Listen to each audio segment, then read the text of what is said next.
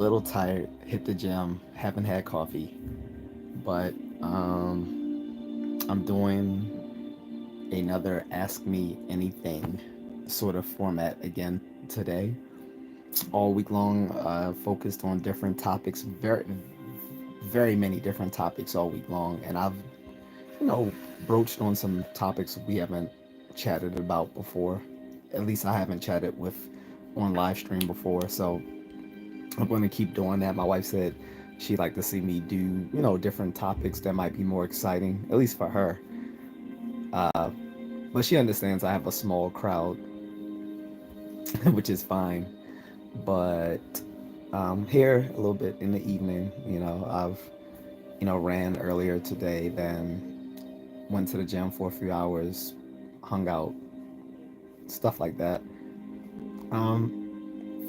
And I finished watching Captain America uh, that I started yesterday.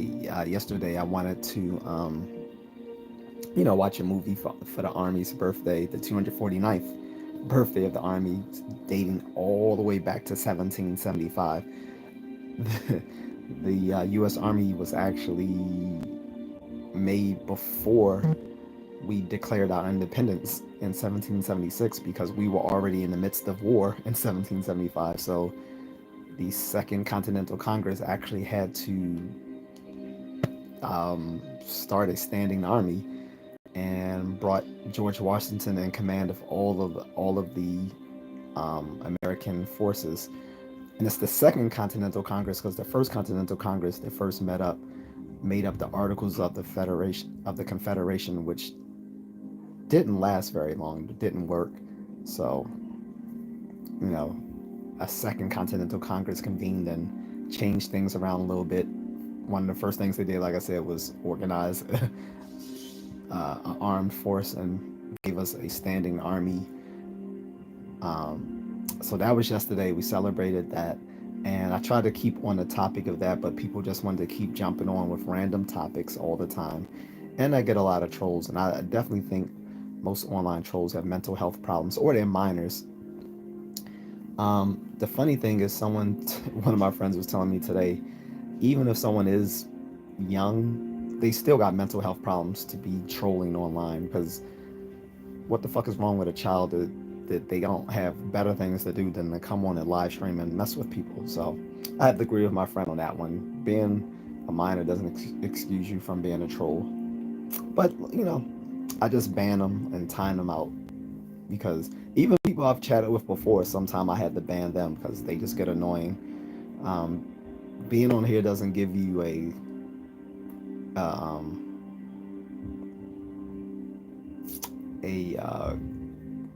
blank, or rather, I should say, a white card to just say whatever. It doesn't work that way. You still got to be civil, and you still got to have a basic courtesy for the person doing the live stream. I mean, you wouldn't do that, in real life. Just talk to anyone in any sort of crazy way. So you shouldn't do that online. That should be common sense, but common sense is far from common. In any case, since people wanted to ask me random things all week long, today is the day that people can just ask any sort of random question or, random comment. I figured, let people get it out of their system. So every week we'll do this. Like I said, this is the fourth week now I'm doing it, where every week I'll do a stream just where people can ask random questions that's not connected to any particular topic. So, there we go. I hope you guys dig the ambient music in the background. This time, it's soothing Game of Thrones vibes, which seems pretty rather apropos because House of Dragons will be back on this summer. I think either in July or August. So I'm looking forward to that because the first season was pretty good, and I still need to read that book on which House of Dragons is based. It's only one book for this series, so unlike the original series Game of Thrones, they're not gonna run they're not gonna run out of material before the show ends. But I still blame Martin more than I blame the producers. It's not their fault that after 2011 he still never wrote another book. So anyway, I'm going to get to comments. And again, since I dealt with so many trolls yesterday and it kind of annoyed the shit out of me that some of you are so fucking stupid, and I'm seeing one person in particular like that right now, I'm just going to ban people. I'm not going to even mention their names because that's all they want is the attention. So I'm just going to silently ban them and not even think about it. Emily says, hi, how are you, Emily?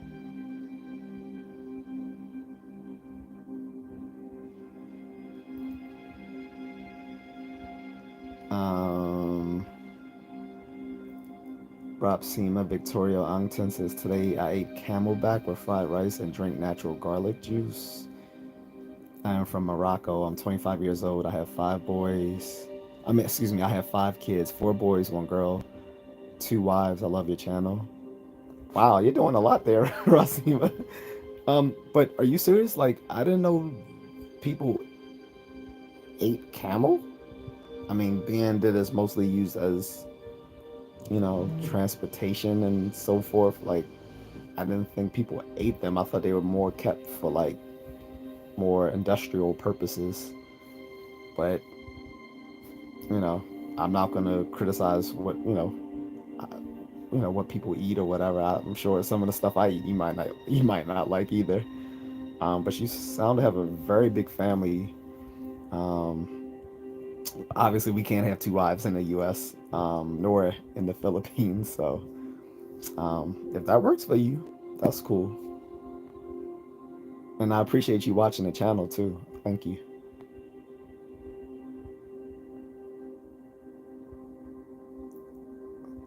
So yeah, one troll is already gone. And why? And someone's telling me I shouldn't ban people. I have every right. Unless you're not dropping any money in my Cash App. Until you drop money in my Cash App, I don't care what you think. So you can go too. And again, I'm not gonna even bother mentioning their names because that's all they want is the attention. You'll just know by when you see their messages were deleted in the chat room. CJ Johnson says favorite handgun. I still don't have one, bro. I've fired different ones, but honestly I don't have a favorite one yet, and I haven't been to the range in so long because people told me in order to find like what I would really like, to just try different ones, at the range. I still haven't found any that I like yet since I haven't been in the range in so long. But like I said before, for my bug out bag, I'm just gonna make it simple and just get a Glock 19. Now, as far as for my like my my CCP weapon, I don't know yet. Like I said, I have to try out some different weapons. I saw a 6-hour P365X that looked kind of cool. So I'm kind of leaning towards a some sort of 6-hour model. I know some people don't like them, but they're pretty cool. I'm kind of leaning towards that, but I really don't know yet. I really need to hit the range, which I haven't done in a long time, and check out what I might like as far as my own personal carry. America said, "What's this about?" So America, every week I just do a live stream where I just let people ask me random questions. So that's what this is about. It is no particular topic. I do this once every week because I get so many people asking random questions on the stream that I always tell them just, hey, wait for me to do this stream and you can ask me anything you like. So that's what this is about. Just ask me a random question or any, from any random topic. BSK is back. Ricky Diggs says camelback is delicious. So, are y'all serious? So you guys really eat that? Um, I again, I wasn't aware that that was a a cuisine. So, I'm not judging. I just honestly didn't know that was like a real thing. I'm gonna turn down this lo-fi just a little bit though, just to make sure it's not too much. All right, that should be sufficient.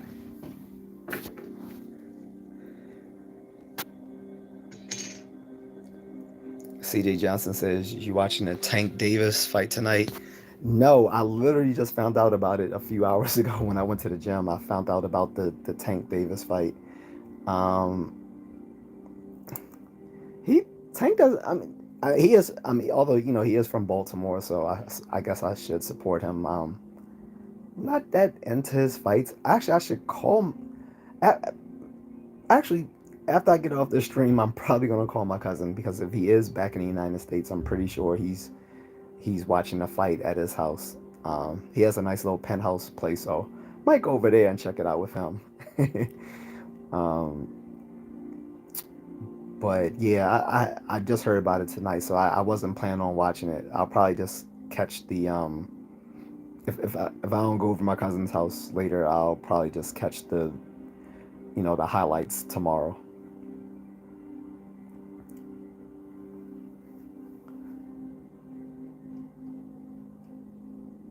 Uh, HMG says Bruce Lee in the house. BSK says Kabamski gone so quicks. Hmm? So it says I always carry the Glock 19, but now I carry a Canik TP9. Amazing. So yeah, I've seen those. Those are pretty dope. Like, so a few months ago, I had actually asked people who watch my channel, like, hey, what is a good firearm for a first time purchaser? And I got a whole bunch of ideas. One of them was the Canik TP9. I hope I'm saying it right. Is it Canik or Canik? I think it's Canik, right? TP9. So yeah, I think that was one of them that someone suggested to me.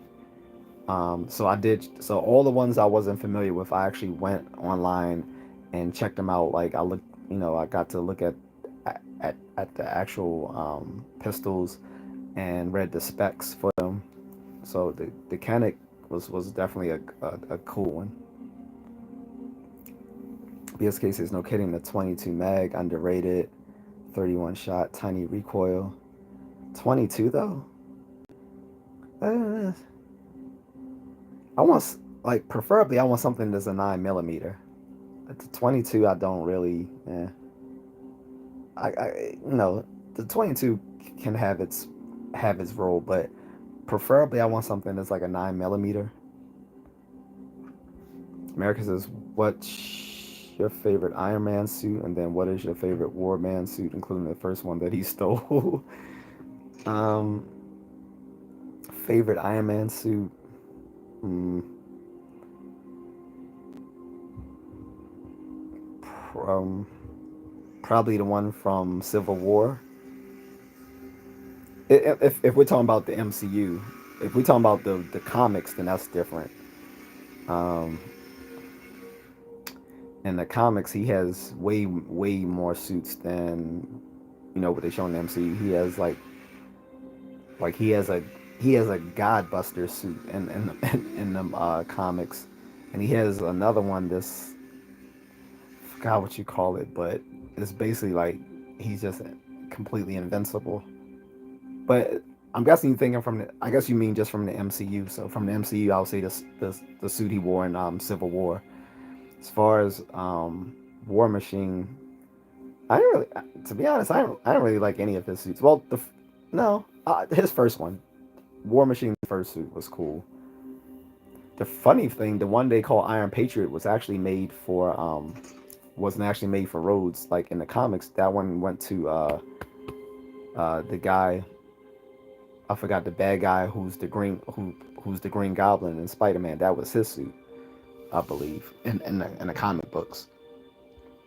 But yeah, as far as the MCU, the Civil War Iron Man suit, and the first War Machine suit, because I remember seeing that Um, like the toy version back when Toy Biz was first making all the Marvel action figures in like 1991.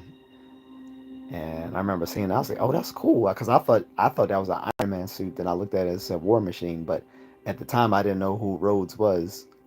But I do remember seeing that. So the the one I saw, the Toy Biz action figure, that was reminiscent of the first suit that Rhodes wore in the movie. So that was my favorite one.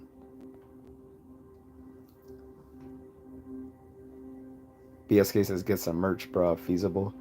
I will want. Well, I'm thinking about doing it once I monetize. And that way I can actually use the platform to like sell the merchandise. If so, it'll probably be like um it might be like a shirt that says "Just a Contrarian," something like that.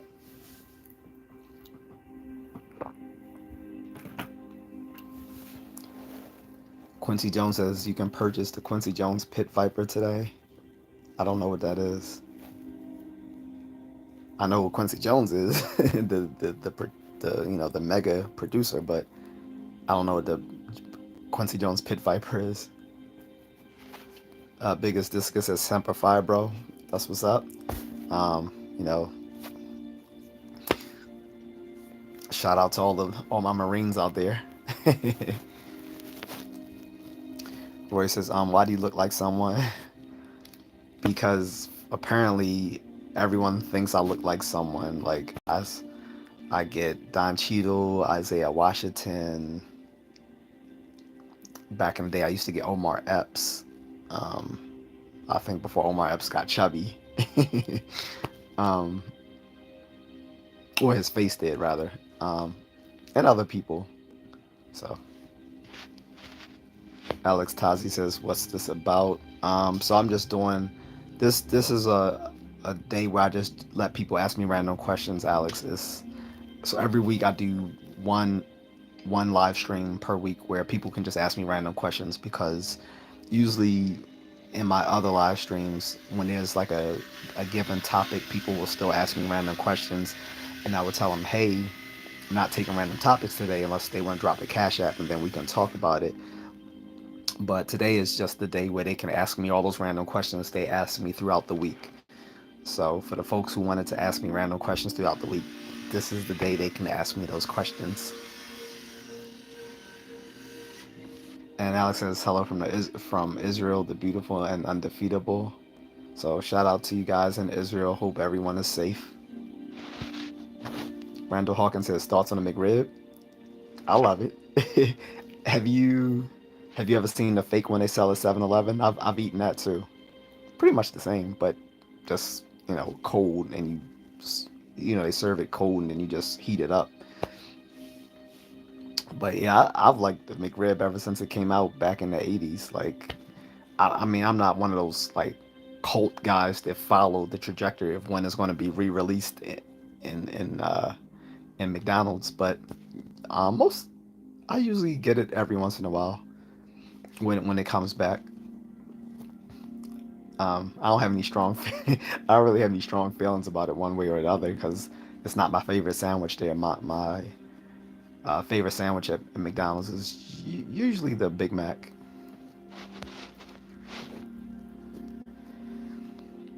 Royce is exactly like the army vet friend of Tony Stark.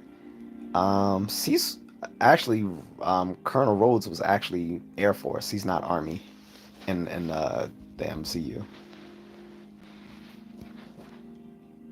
BSK says RH mystery. No, it's just pork. It's not really a mystery. It's just pork that's been processed to make and made to look like a rib, but it's not rib. It's not actual rib meat. So we know that much. It's not rib meat, but it is designed and even has the little charcoal markings on it to look like it's been like grilled, but it is actual pork meat. It's not an actual like spare rib or anything like that. But hey, it's delicious to me. Zed said, "What's up, man? What's up, Zed?" BSK says, "Name preference vis-a-vis term limits, goddess, senate, yada." I don't know what you mean. Are you saying what a what is my preference for term limits for them? I don't know. um, once you're in Scottish, like that's like your position for life until like you retire, you pass away, or you are I guess impeached or something like that, and removed. But um, I don't know. I think it was meant to be like a life appointment to give a sort of stability. So I don't really have any strong feelings about that. Senate, maybe there should be one term limit for them. Just make it a longer term. So instead of them serving, what is it? Six? Is the Senate 6 years? Or I don't want to confuse it with the House of Representatives. But whatever it is, double that time, and then just say that's they serve that one term and that's it.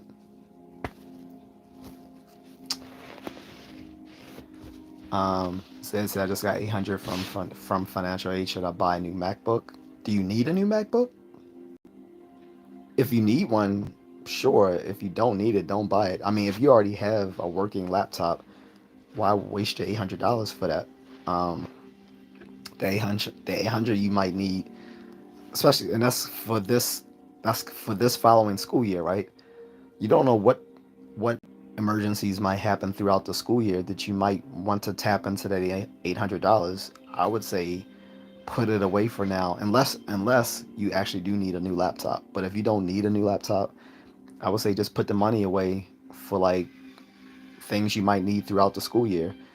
You might need, you know, textbooks, you know, whatever. And all sorts of unexpected things happen throughout the school year. So if you have 800 to spare, just keep it. Don't have it burning a hole in your wallet. Just keep it for right now until you need it. Like I said, if you do need a MacBook, like if you do need a new laptop, then go for it. But otherwise, if you already have a working laptop, don't go out and waste money just buying a new one just because you can buy a new one.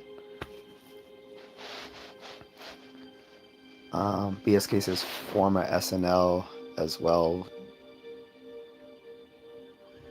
Don't know names. Oh, Quincy Jones says Pit Vipers are the pistols in John Wick 4. See, I haven't seen John Wick 4 yet. I have it on my watch list on my Fire Stick, but I haven't. Every time I went to go start it, I ended up doing something else, so I haven't watched it all the way through yet. So I'm just gonna restart it from the beginning, and I mean, because I already know what's gonna happen at the end of the movie, but um, I still want to watch it because I like the first three, but I didn't know that was the name of his pistols. So now I'll have to check it out. Says this, thanks for the advice for the internships. I got accepted to an IT internship right after you gave the advice. It's unpaid time equals experience. Good stuff. I'm glad you found a good internship. Like I said, even if it doesn't lead to a job offer from that firm, it'll still be something that you can pad your resume and say, hey, I have the experience. Because right now, what separates people from others is that they already have the experience. Because most of these jobs nowadays, and it's completely insane, Zed, but most of these jobs at the starting level will ask for experience. And it's like, that's insane. Like someone just came out of 4, 5 years of college and they already expect them to have experience. That's absurd, but that's because they're looking for those people who did those internships. So that was good on your part to do that. That's what's up.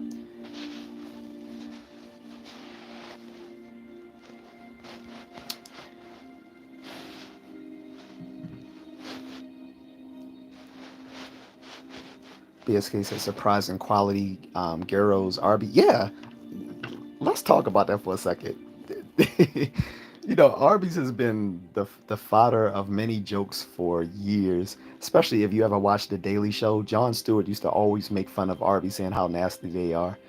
And I think at first I wasn't sure whether he was just saying it tongue like he was just saying it to be funny because he probably actually liked them, or if he really disliked them. I actually can't tell. But they are not the same Arby's I remember in the 80s. Like, I remember my stepfather taking us to the Arby's in the 80s, and it was just these bland roast beef sandwiches. To be honest, I didn't see why he liked it. But now they have so many delicious sandwiches on the menus. The gyros or gyros, if whichever way you prefer pronouncing it, but the gyros are pretty freaking good. Those are good. That was like the first thing I had when I went back to Arby's years ago. Just because I was surprised it was on the menu. I was like, all right, let me try this. But I'll do weird stuff like that. Like, I've gone to Burger King and tried the taco. Um, I don't recommend it. Not that it's nasty like people were joking about, but it's bland as hell. It has no taste. But anyway, back to Arby's. They got a bunch of delicious stuff. The gyros is one of them. They have a really nice fish sandwich there. They have this crispy chicken sandwich. Um, they have some other stuff. Arby's is really delicious, despite all the jokes out there that make it sound like it's this nasty place. Like, I think they knew their reputation and went about designing like a more diverse menu of sandwiches you could get from them. So yeah, Arby's is delicious. That low key makes me want to get some right now because I literally have one right up the street from me. Maddie says, "Are you Sigma?" I don't know if you mean Sigma male or you mean Sigma the fraternity, like Phi Beta Sigma. But if you if you turn about the fraternity Phi Beta Sigma, no, I'm not. If you're talking about Sigma male, I don't know because I don't think anyone who's actually a Sigma male would call themselves a Sigma male. It's like if you have to tell people what you are, you're probably not it. Like, for instance, like on the Game of Thrones, when King Joffrey kept saying, "I am the king," and his grandfather said, people who are the king don't have to remind people that they're the king. He said, "Who are you to talk to me like that?" It's like, I think the king needs a nap. Go, go give the king some milk off the poppy, so he can get a good nap. He's tired. So, in that vein, like I said, if you are of a certain cut of a certain class, you don't have to tell people that for them to know it. That's how I see it. So if I'm a Sigma, maybe definitely don't consider myself an alpha. I'm not interested in leading people, but I really wouldn't define what I am. I'll let others do that for me. C.D. Johnson says, "I thought most, if not all, internships are paid by law." Most no. So most internships, CJ, are unpaid, but those are the best ones. See, this is the fuckery here. All right, let me explain. So most like I was just explaining to Zed. So most jobs nowadays, at least even when I came out of college, like 20 plus years ago, were looking at the start. Like, if you wanted like an entry level like management position or whatever, which most people look for after coming out of college, they wanted a lot of them were looking for experience, especially now as opposed to then. But even some places then, but it got really ridiculous by the 2010s or whenever, or late 2000s, early 2010s, when they were looking for people to have experience at starting positions, and that's through internships. But the thing is, most of the most firms are always looking to find the cheapest labor they can. So what they do is they look for college kids who want to get experience in their field. So they'll offer them unpaid internships in return for being able to pad their resume with having the name of a really high profile company on their resume, saying, hey, I interned for Microsoft, I interned for Google, um, you know, I interned for Verizon, I interned for Dodge or whatever, um, and it it padding their resume in that way ensures that they can get into those starting jobs, showing that they already have experience. But like I said, most of them are unpaid. The good thing though is sometimes those unpaid internships will end up in job offers, but um, the usually the ones that are paid aren't that great, and it's kind of unfair because some of the lower income college students can't just do an internship. Like most of them need to work, um, and so they might miss out on those coveted, prestigious unpaid internships that are offered to the students who can afford to do the internships and not need the money to do it. And but overseas is completely different. Overseas, the intern in many places like in the Philippines, when I'm there, like the internships are part of the college degree. Like the last part of receiving their degree is they get an internship that they have to do for like a semester or something like that. For like an entire semester, there's that semester is just their internship.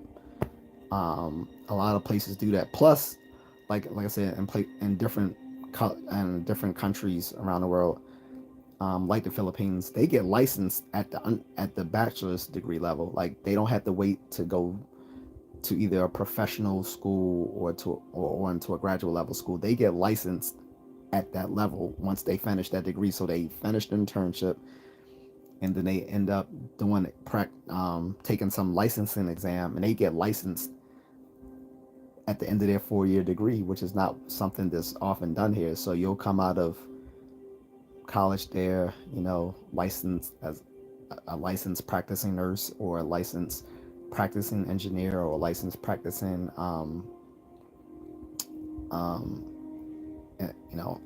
information tech, stuff like that. And they don't do that here. I think that's actually a good practice that they do over there that they don't do here. But yes, here students nowadays should expect to do internships, and by and large, most of the most coveted internships are unpaid. So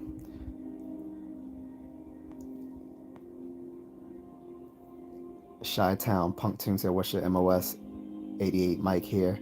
I was 31 Lima, so cable and telephone installation and maintenance. But thanks for chiming in, by the way, as well. I did a whole thing yesterday on the birthday celebration of the Army.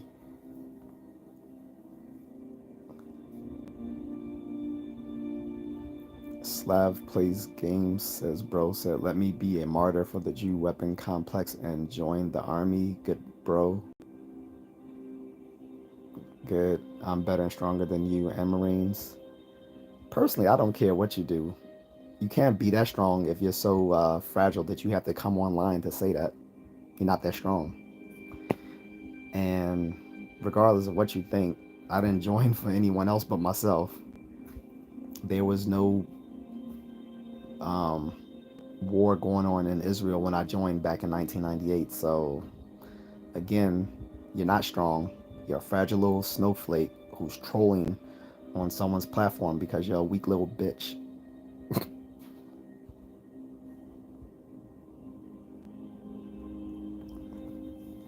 Anyway, so BSK says specifically STEM jobs, registered nurse, electrical engineer, yeah, and so forth. Yep. CJ says, well, I guess it depends on the state, but in Nevada, Texas, and Cali, wage laws require internships to be paid. Yeah, it might be different state by state, but the guy who I was talking to earlier, CJ Zed, I think he's in California, but even in California, like, because I don't know if it was Zed, but I was talking to another guy, and he was asking me about advice, college advice for like getting a job, because he said he had already finished his degree in, I believe, computer science, and he wasn't finding work. And I told him the mistake was that he didn't do any unpaid internships when he was still in college, and now that he's out of college, he needs to either be looking at some different avenues for work. But whether they're paid or unpaid, internships are definitely are um, are something that should be considered mandatory for most students. Unless you're going on directly to grad school or directly on to professional school, you should expect to do some sort of internship. If you're going directly into the working world after you graduate from your 4 year your 4 year degree. Like I said, if you're going on to a graduate program or professional or to some sort of professional school, then it's not necessary. But most people aren't going on to grad school or professional school. They're just going into the working world after they receive their 4 year degree. So they need to be getting an internship. And like I said, I can't speak for every state. I can just say for generally that the most coveted, and besides that, they might not even be doing an internship within their state. They might go out of state to do their internship. That happens a lot too. Like they might, like the internship may not pay them, but it might pay for their um, their boarding, their their room and boarding or something like that. If it's like out of state, but again, the most coveted, I can only talk generally. I can't, speak for each specific state since I'm in Maryland. But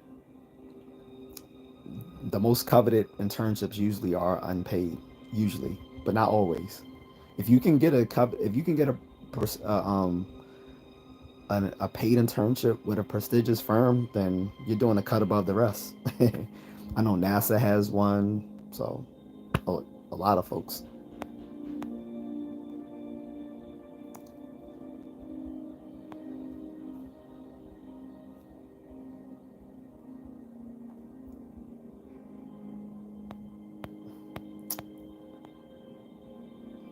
Gyros pronounced euros.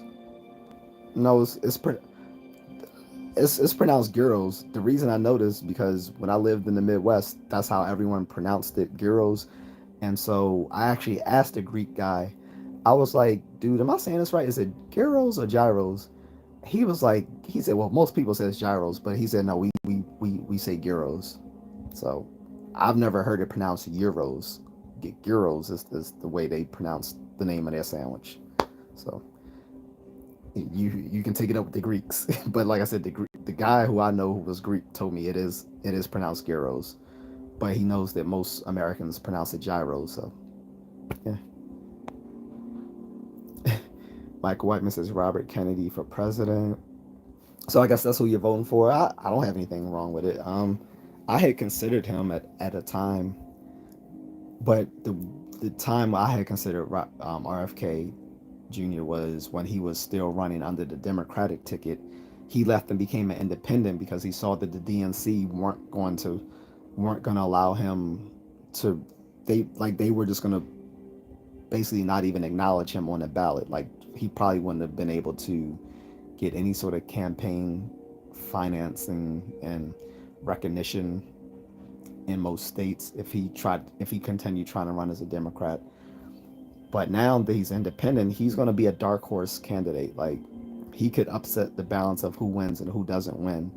So, if that's whom you're voting for, I don't have anything against it.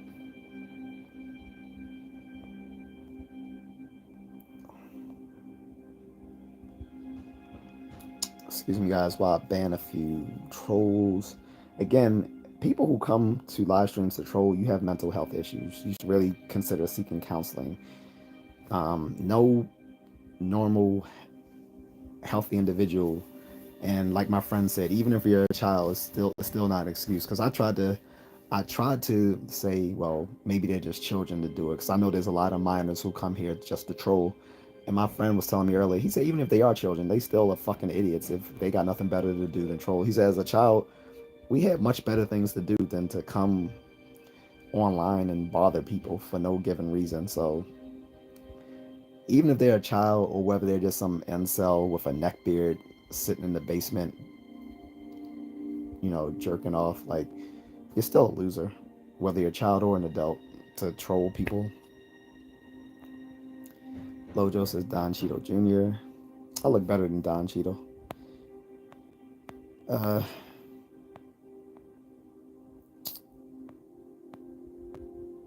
Miss Ashlyn says send a letter from Colorado. Thanks, Miss Ashlyn. Itachi says, Itachi, huh? So since your name is Itachi, I want to ask you a question, Itachi. Did you? Well, we already know the answer to this, but did you purposely give up to your brother, or did he actually beat you? Survey says you actually let him win, that he didn't beat you. That's words on the street, Itachi. Words on the street is that you let your brother win. He didn't actually beat you.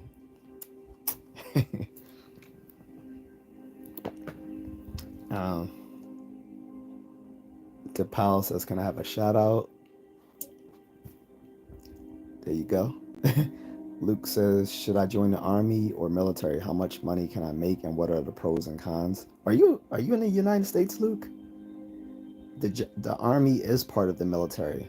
The military is comprised of multiple branches. The army is one of them. So it's not army or military. It's which branch of the military should I join? Army being one of them. It's 6 branches of the military. The army is the biggest and the oldest. And it's also the Navy, which is also the second oldest. The Marines, okay. Then the Air Force. The Air Force was once a part of the Army. Then there's the Coast Guard. And now there's also Space Force. Space Force was a part of the Air Force formerly. So you have multiple choices. And how much money you make depends on your pay grade level. So whether you're talking about enlisted or commission, there are pay grades. So you start off from private E1 or whatever the E1 is, respective to that branch of the military, and it goes all the way up to like E10, right? And then you have commission. So if you receive a commission as an officer, if you receive a degree and are approved for a commission, and that can be a direct commission, that can be commission through doing ROTC in college, or you can receive a commission after going through officer training or officer candidate school, whatever they call it in their respective branch. Or you can go to one of the military academies. And there's also a warrant officer, which are also commissioned officers, but they have a different ranking where they are commissioned as an officer under a specific occupational specialty in the military. So your pay will depend on your time in service and your pay grade level.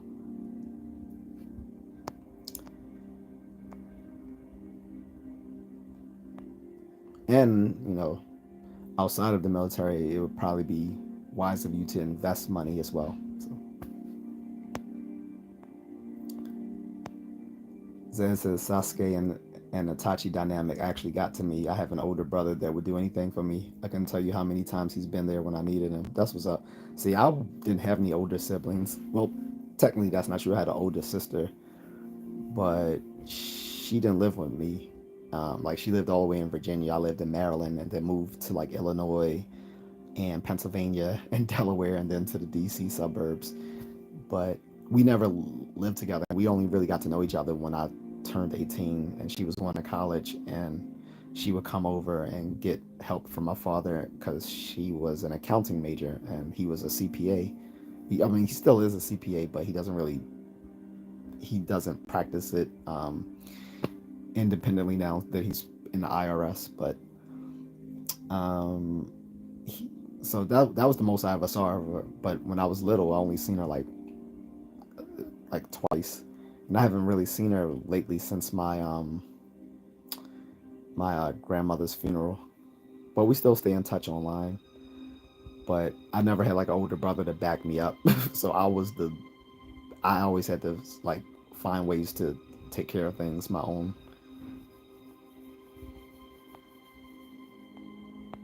Rainisha Williams says hi. That name sounds familiar, Rainisha. Shay says, how you doing, man? I'm doing well, Shay, thanks. Billy John says, IP2 always wins. Come and watch the Billy John show. Have a good stream.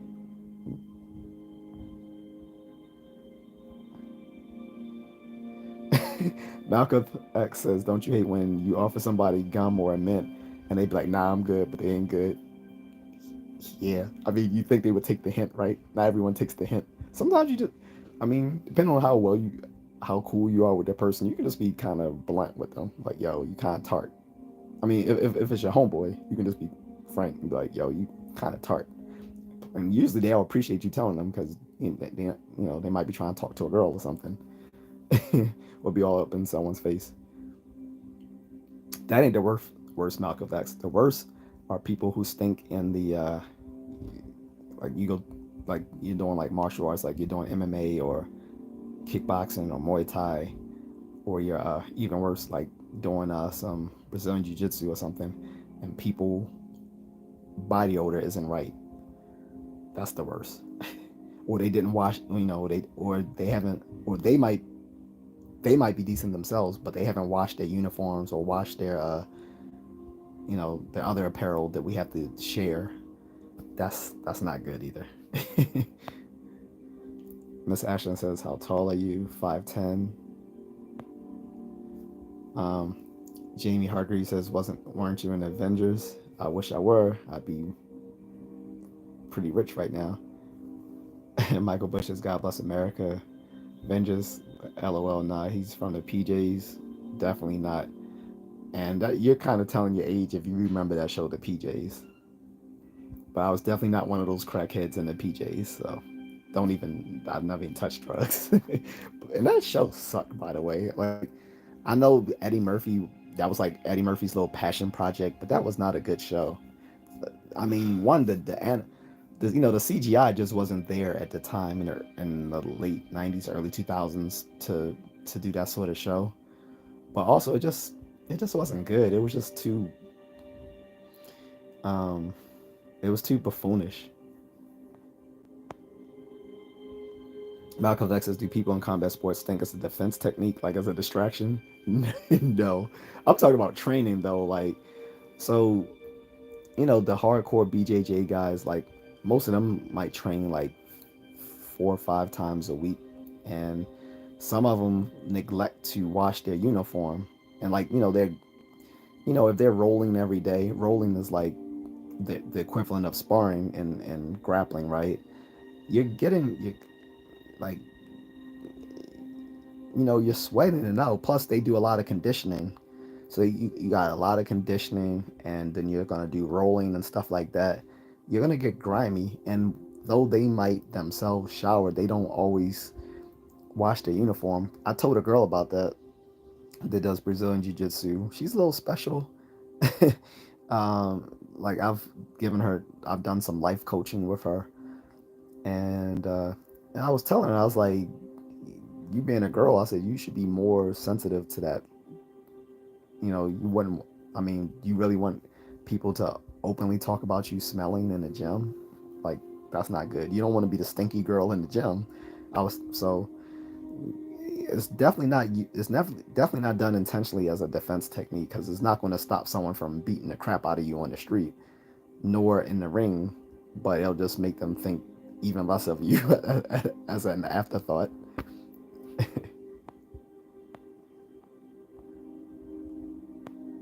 Bush has stopped the cap. There ain't no cap. What are the PJs? It was an old TV show, Zed, back on Fox.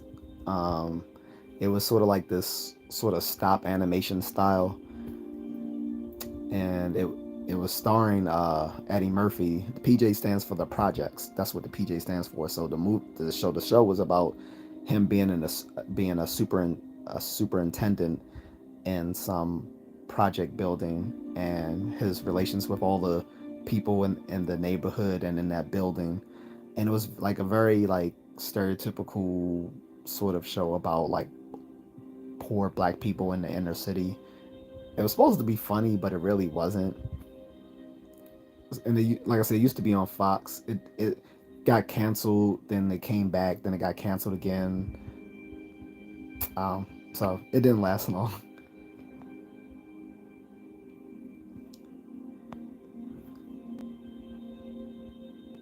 Commander 5424 says Sigma on the wall. You're the biggest skibidi of them all. I don't even. I keep seeing that word, but if it's an insult, I really don't know what it means. So sorry. Jay Jones says get a job. Well, I do work in a Saturday evening, so instead of I getting a job, why don't you get a life if you don't like this content? You have literally thousands of other things to do besides watch my content if you don't appreciate what I do.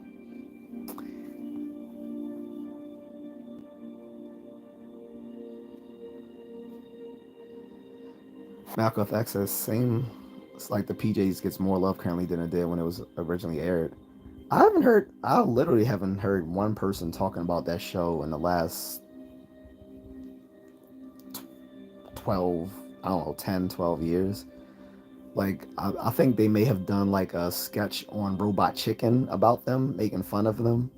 But other than maybe like a sketch on Robot Chicken, and I don't know if everyone watches Adult Swim, but a Robot Chicken is like a funny little stop animation show where they kind of make fun of pop culture and they make fun of other TV shows.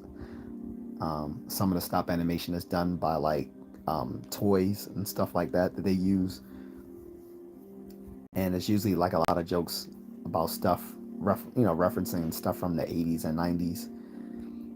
So I remember them, I think, doing a sketch making fun of the PJs, but outside of that, I have never really heard anyone mentioning that show anymore. The last time people talked about it was basically to make fun of the fact that it was so buffoonish. So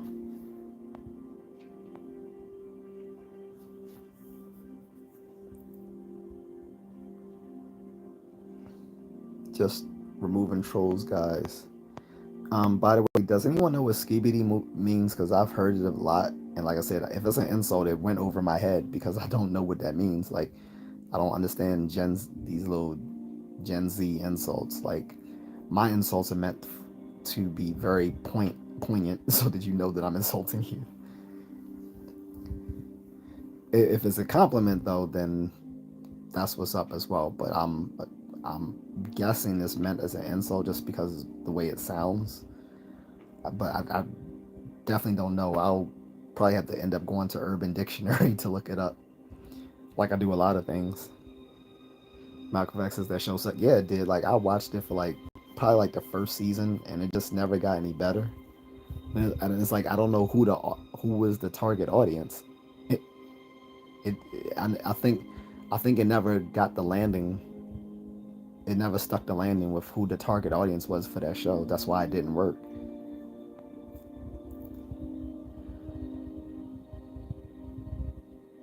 Christopher Payne says you have a very low view account. What keeps you going? Because you have to start from somewhere. Do you think that everyone started from a million subs? They didn't. Like you be go to some of these guys who have like subs like 100,000, 500,000, a million, and let them tell you where they started off from. They didn't start. They didn't start having a mass following. The only people who start with a huge following are usually women because women have an edge in content creation because basically sex sells. Like people will just tune in to see a sexy woman. So that doesn't discourage me looking at the numbers. I could care less because again, I'm not. This isn't this isn't my job. I don't get paid to do this, so I don't really care about the view account. I mean the number of subs and all of that. If I'm getting if this was like something I was, trying to make a living off of, then I would care, but I don't.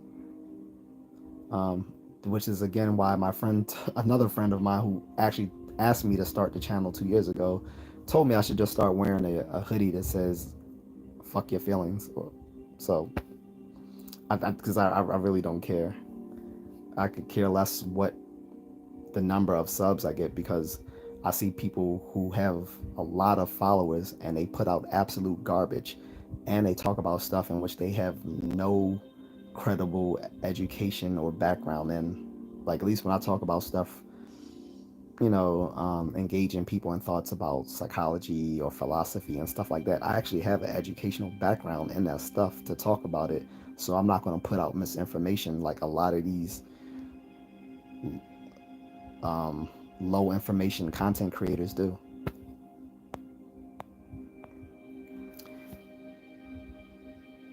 Anakin Skywalker says, "Bro, I would love for you to freestyle a song about alien titties. What do you say? It would be hilarious. I will subscribe." Well, I don't know what to tell you on that one. Maybe drop a cash app. I'll write out some lyrics. But aside from that, I'm not going to do that.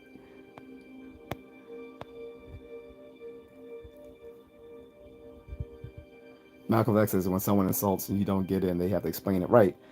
That's the other funny thing, is once they have to explain the insult, it kind of takes the kind of removes the poison out of it, doesn't it? It's like a joke. When it's like a joke that doesn't land. Like, when you have to explain the joke, it's no longer funny. Like, same thing with the insult. Like, if they have to explain the insult to me to why I should feel insulted, then it no longer has any sting to it.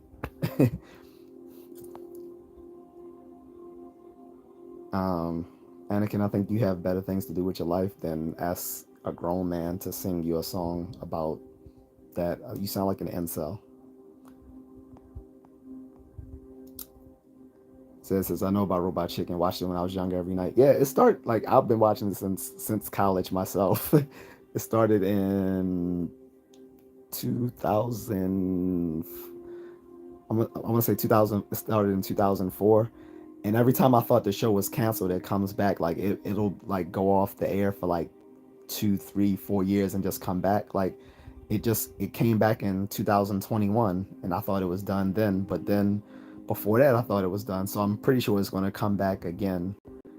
But I think the last season was back in 2021. I love that show, especially since a lot of they work with a lot of the people from Family Guy, so it has the same sort of like irreverent humor.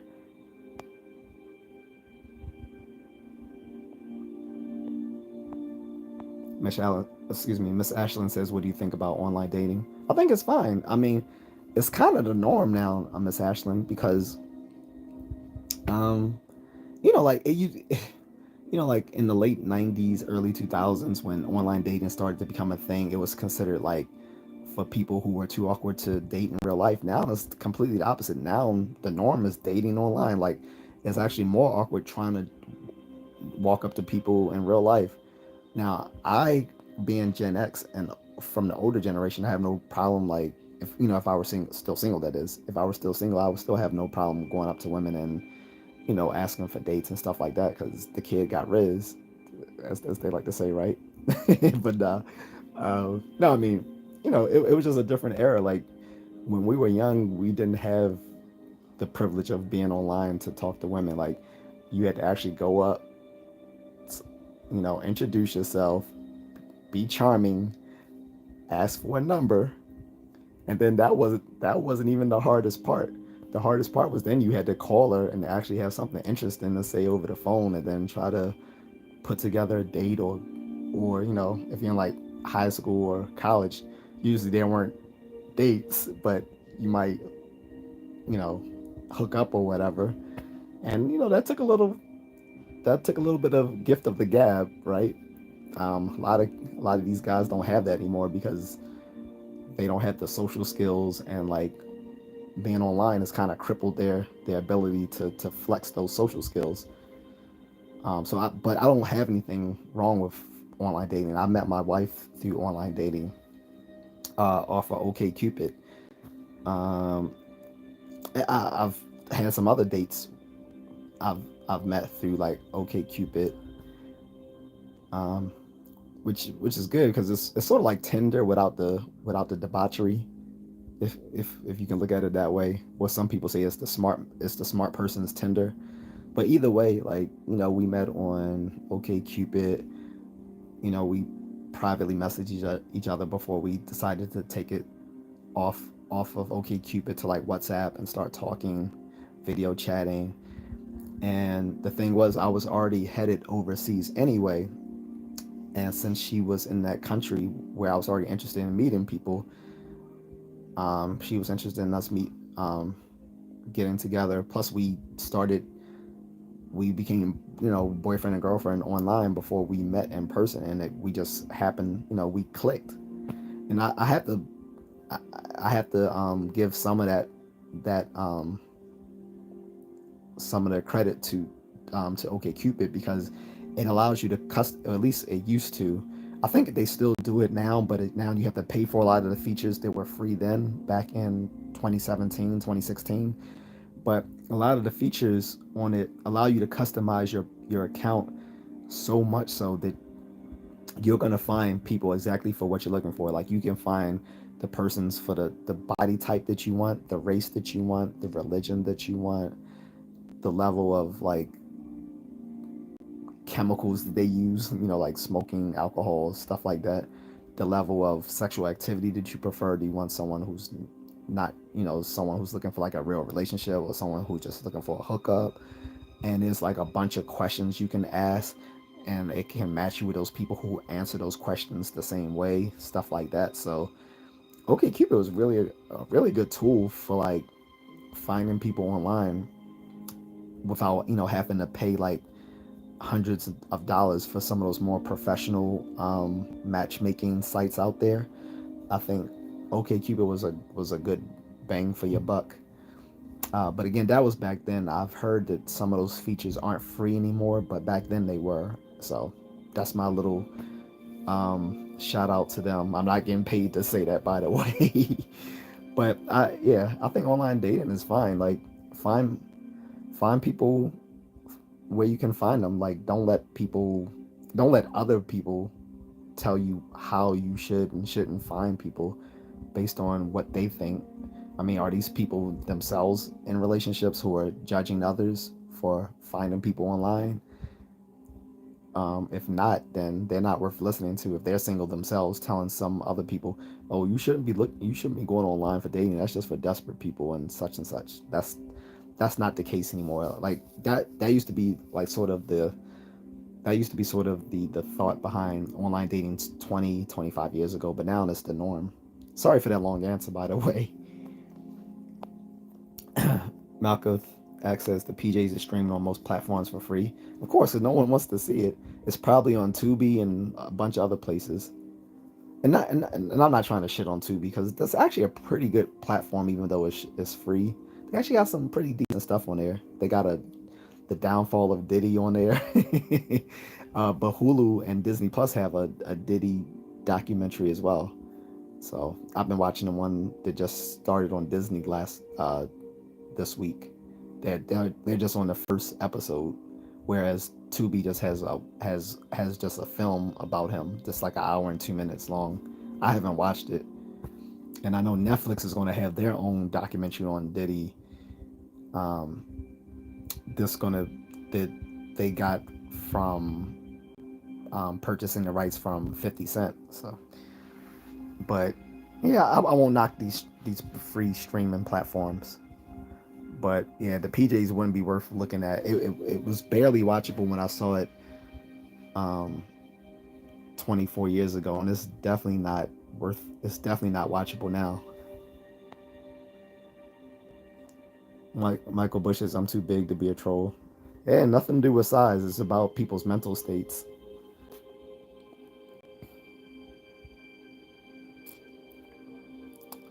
Malcolm X says, if you have an opinion, which was worse, the PJs or the Napoleon Dynamite cartoon? Oh yeah, I forgot they had a Napoleon Dynamite cartoon. To be honest, I don't even I to be honest, I don't even remember what it was like, so I, I can't distinguish between them. To me, the PJs was just awful. So off the rip, I'm gonna say the PJs. But I think the Napoleon Dynamite cartoon, I think it actually the voiceovers were actually done by the actual actors from the movie. If so, then just based on that alone, it's gonna be ranked. I'm gonna prefer that over the PJs because, like I said, I think the voiceover actors were the actual actors from the movie. I think. Says Skibidi is this video where there's a head with a toilet as the body, and they go around hurting other toilet heads. That's weird. is that like is that some sort of like internet horror thing? Like that sounds like something I would hear about on Film Theory. If you ever heard of that YouTube channel, Film Theory, that guy, the channel is still around, but the original guy Matt Pat is gone. I guess he's on to bigger and better things now that he starred in movies. But that sounds like something Matt Pat would talk about on Film Theory. Arcadian Hobgoblin says, "Do you have thoughts on extraterrestrials or the Fermi paradox?" No, because I don't. That's not stuff I really believe in. Again, what do we mean by extraterrestrials? Are we talking about sentient ones, or are we talking about? Like I said, I have no thoughts on the aliens and stuff like that because I don't. It's not something I think about or care about. If there is alien life, most of it's probably going to be microbial. There's no guarantee that there's sentient life outside of Earth because for most of the history of life on Earth, starting 3.8 billion years ago, it was all just single cell organisms up until 500 million years ago.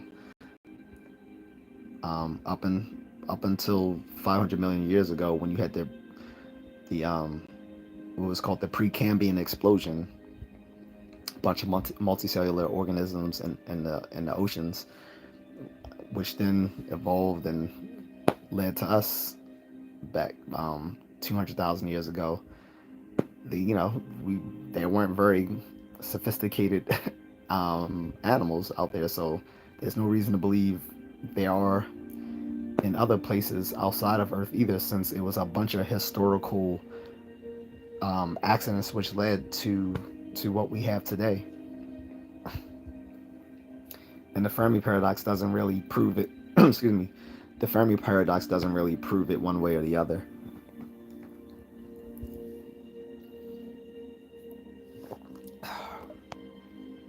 Says sorry they hurt cameras with human. Yeah, it does sound dumb. Said like I said, I don't know if that's like an internet horror or if it's like a comedy or something. But like I said, that sounds like if I was still watching Film Theory, something they would have covered. Because sometimes he used to cover like different stuff that they did online, like different horror films and stuff like that. But I mean, just online horror stuff. And the stuff would be like really weird. And it definitely sounds like something Matt Pat would have talked about back in the day. But I'm out the loop. Malcolm X says, I could care less about your booze. I've seen what you cheer for. Exactly.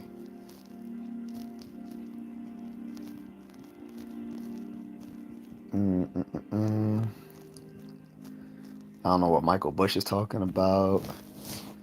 Commander 5424 says, are you on your edge streak or are you mewing?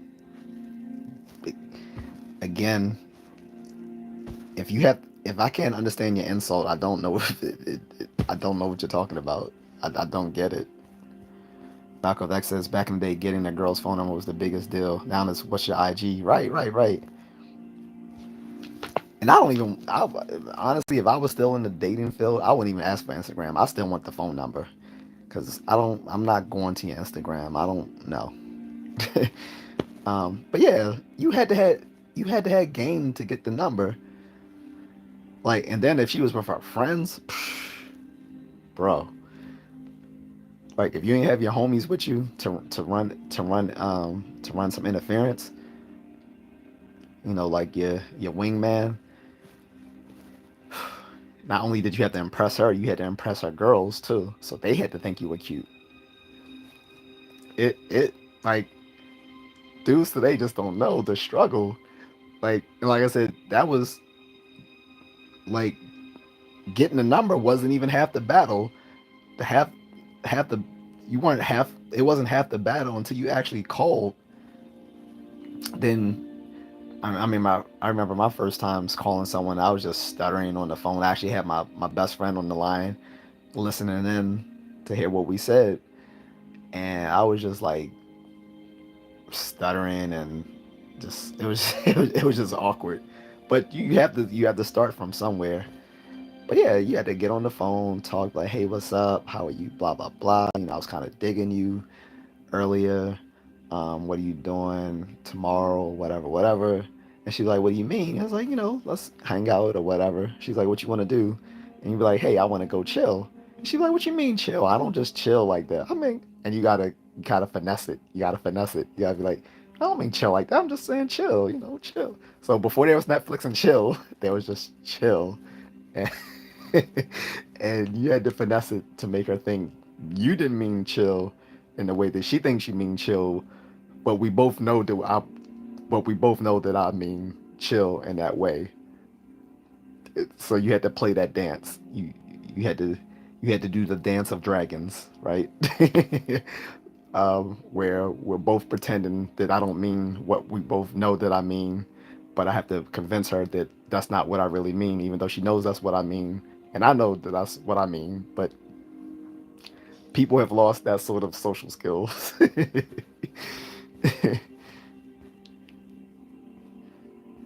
Or Shantown Punk Tune says, "Or can I DM?" Right, right. I don't even ask, "Can I DM?" I just slide on it. Nah, I just go for it. I don't ask. I think if you gotta ask, close this up. But I think if you gotta ask, then you're already putting yourself up for rejection. I'm gonna just slide on in and be like, "Hey, what's up?" And if she rejects it, I mean, if she ignores the message or she gets rude and be like, "Why you DMing me?" or whatever, so be it. Move on to the next one. It's a numbers game. Like, guys have to not be afraid of rejection because everyone's going to get rejected. Even celebrities. Celebrities get the less of rejections of all men, but even male celebrities sometimes get rejection. It's just a part of being a guy and putting yourself out there. So Miss Ashton says, no, it's great info. I may get on it to find a nice guy if I can. Yeah, okay, Cupid. Like, is pretty good, Miss Ashton. I remember, so after my wife and I got married, her friends were like, hold up, I gotta go to OK Cupid too. Let me sign up. It was funny because since they saw that we were a success, all her friends were like, yeah, let me get on OK Cupid and do that. What is a kind of a travesty now is that a lot of people overseas now are doing the Tinder thing.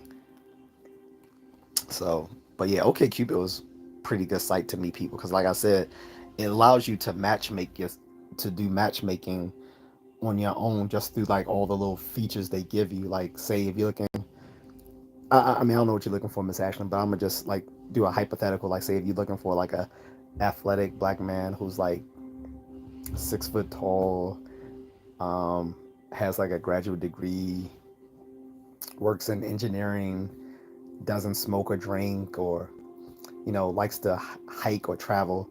And sometimes people will have these little corny profiles, like it looks like cookie cutter profiles, like everyone's doing the same thing. Like every guy had a picture of them like next to a tiger, or everyone was saying they love to hike. I'm like, really? Everyone loves to hike now? I'm like, okay.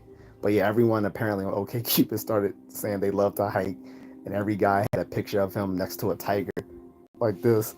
But overall, it's a pretty decent, or was a pretty decent, um, dating app to use. Again, I can't say what it's like now because my friend says it's not the same, but he himself has met a lot of dates on OkCupid. Ash says, I thought I saw Don Cheadle. Alex Samplev said, did you buy any Bitcoin? No. Because, I mean, most Bitcoin is already bought up. Like, you only, for people who are still doing it, you're only buying a fraction of a fraction of a fraction of a Bitcoin. Most of the Bitcoins are owned by, like, super wealthy people who own, like, entire coins. You only you're only getting like fractions of a coin nowadays, and it's not worth it. Not for like the not for the average investor. For someone who has like millions of dollars to play around with, then Bitcoin might be your thing. But for the average investor, I really don't think it's worth it. I think the average investor should be starting off with stuff like index funds, stuff like that. Sarah Odell says, "Hey brother, hope you are and the family are well." Thank you, Sarah. I am. Thanks. Says, is it me or is asking for a number kind of out there? Insta's like the thing to do now. No, yeah. So like I said, your generation Z, I think probably won't ask for phone numbers. But being that I'm older, I'm still gonna ask for a number. I don't want a person's Instagram. Like, I want to be able to talk with them, not just DM. Like, I mean, I don't mind them, like talking to them on Instagram or Facebook, but I want to actually be able to like have their number. Like, even if I don't call them, like I don't mind text messaging. That's cool, but I want the actual number, not the Instagram. To me, the Instagram means I'm not that interested. To me, that's what it seems like. I could be wrong, because like I said, young people might just prefer Instagram. But to me, asking for that, getting the IG to me is like half half committed. Like they're not really digging you like that. Because I'm thinking, if they're really digging you, they'll just give you their number to text message them directly, as opposed to like Instagram, where they can just block you if they don't like what you have to say, or they forgot about you. And it's always going to be a numbers game when it comes to asking a chick out, whether it's whether it's asking for their number, asking for their Instagram. I mean, you guys had it easy because, like, I remember when Tinder was the thing, and people were just hooking up in college left and right on Tinder because this the girl the girl you hook up with on Tinder, did swipe, the swipe right. I mean, sorry, yeah, swipe right. Might be your very dorm. You're like, hey, I'm in I'm in such and such, such and such hole. They're like, oh, I'm in such and such hole. I'm on the second floor. Oh, I'm on the fifth floor. Hey, why don't we meet up? Instant, just instant hookup, just like that. Like, Tinder got y'all spoiled. Like I said, we had to put in a little bit of effort. I mean, on college is always easy anyway, because usually like after a campus party or frat parties and stuff like that, a lot of people just hook up afterwards. Um, but yeah, for me, I would prefer their number over Instagram, because to me, if you give me Instagram, that means like you weren't really into me. But I could be wrong. Again, I'm not out there in the dating game anymore, so I'm glad. Derek Pearson says, "Can you bounce your chest muscles?" Yes, but being that this is mostly men that I'm talking to, I feel that would be rather sus. So I'm not going to do that for other guys. Malcolm X says, back then, getting to the kitty always started with a back rub. I I've only given like well, I've done it a few times, but that wasn't my go-to.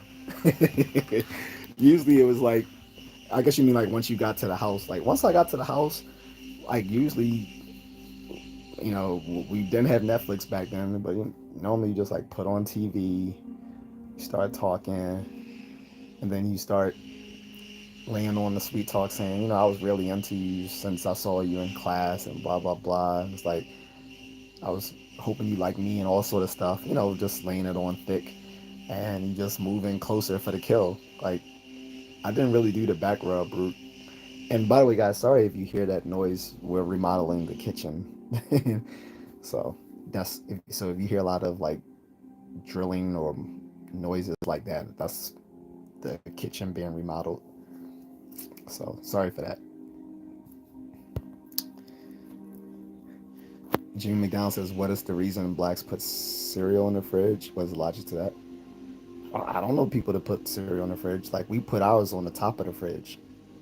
You mean on the top of the fridge? Because that's where I everyone I know they usually put their cereal on the top of the fridge. That's how I've always known it. So I don't know any black people that stick it in the fridge. So this says I'm 5'10", but I get away with saying I'm 6 foot because of my hair. Yeah, but had the high top. That was for us back in the '90s. That was your getaway. You could look a little taller, get a high top fade.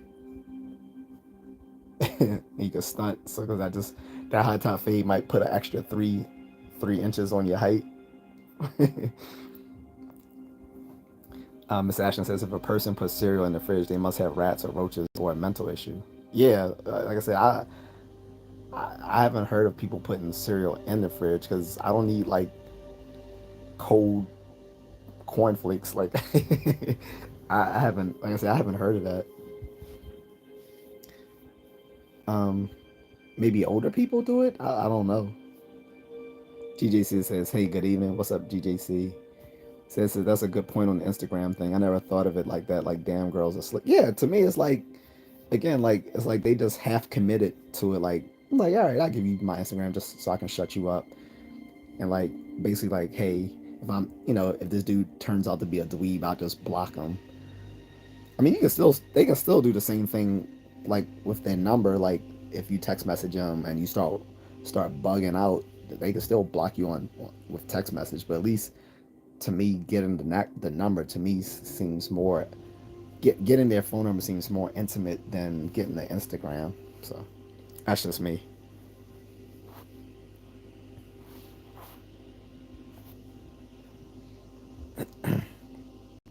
Austin Bussy says LeBron or MJ the GOAT. So Michael Jordan, of course.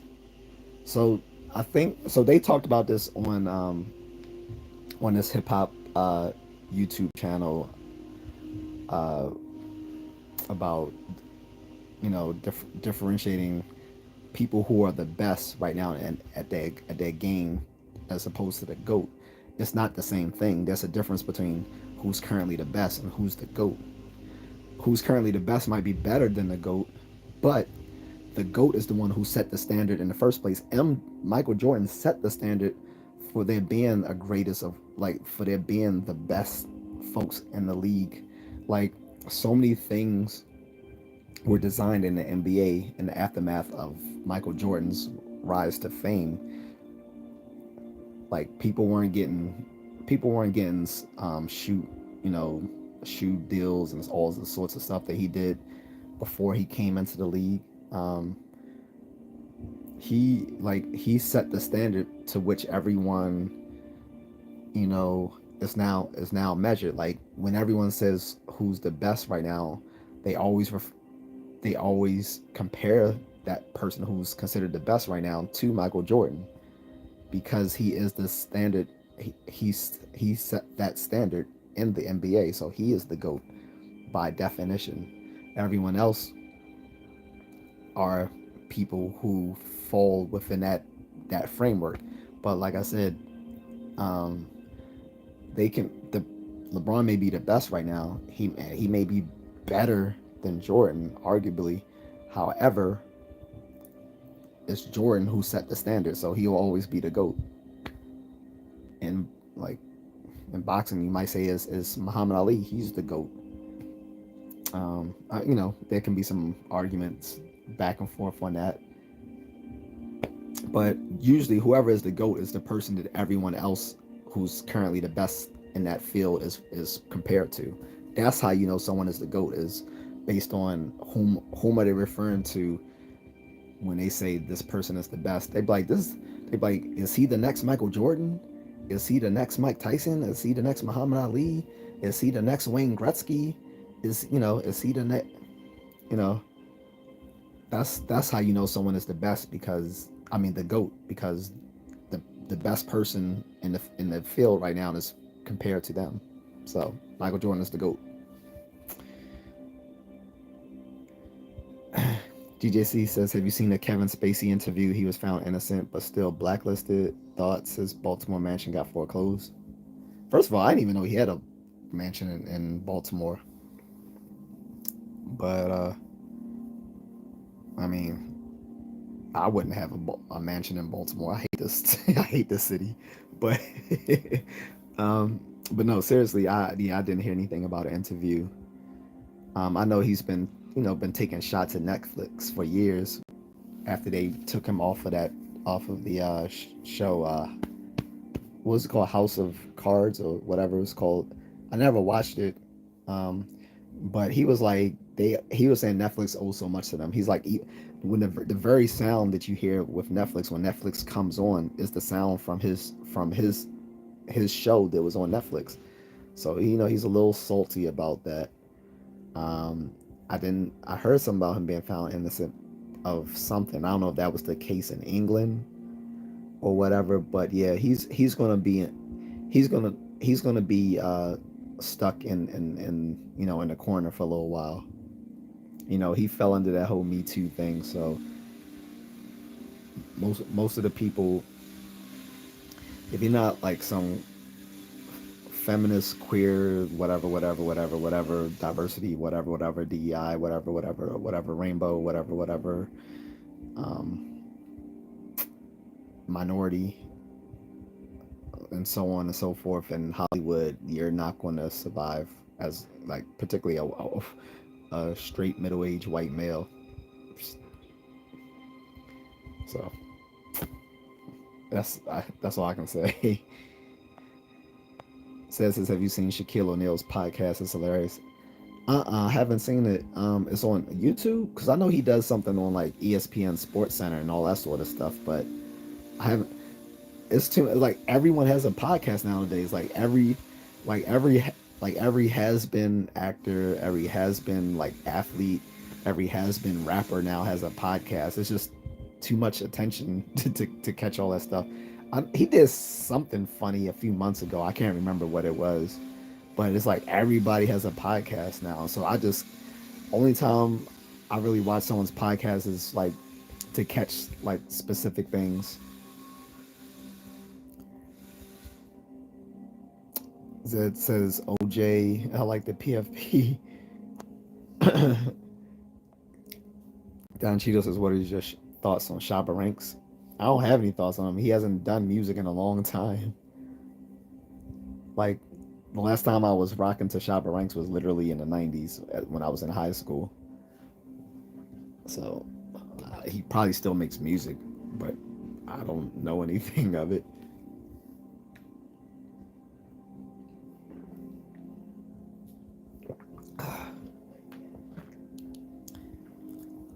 Like I actually haven't heard any new dance hall music. No new dance hall. No new reggae. No new reggaeton. Um, I, I'm probably missing out, but yeah, I haven't really heard anything new coming out of like out of reggae or dance hall. Not recently. GJC says Spacey came out as gay now. Yeah, but it still didn't save him. It because he said he was gay during that whole kerfuffle that back when he first got in trouble 8 years ago. But it still didn't save him because he was still stuck as like being this sexual predator in in Hollywood. Even though I mean Hollywood is rife with debauchery, so I don't really take it seriously when they just want to point the finger at one person and say this person is evil when it's the probably the worst ones out there are the filmmakers, the people who are actually running, showrunners, filmmakers. Those are the people who decide things that will make people do whatever they can to get these roles in these movies or to work, behind the scenes and all that sort of stuff. So Hollywood's rife with debauchery and hypocrisy. So I don't take it seriously. Like he, he came out gay. It didn't help him. I mean, a bunch of people came out gay within the last couple of years, or bisexual or whatever. Like you had Tank, not the boxer Tank, the R&B singer Tank from DC. You had Malik Yoba, who used to be on the show New York Undercover. The dude Eddie Winslow just recently did some OnlyFans stuff with this she-male that he claimed that was just his friend at first, but now he's on OnlyFans, not not showing Family Matters. uh, Don Cheadle says dancehall is still very big, but Afrobeats is overshadowing it. Yeah, I would think Afrobeats has probably become bigger now than dancehall.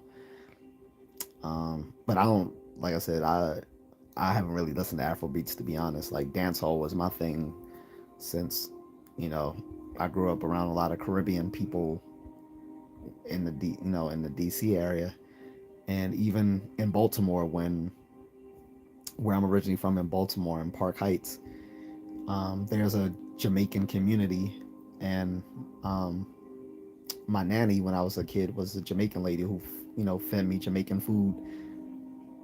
So I've always had sort of a close connection with people in that culture, even though I'm not Caribbean myself. So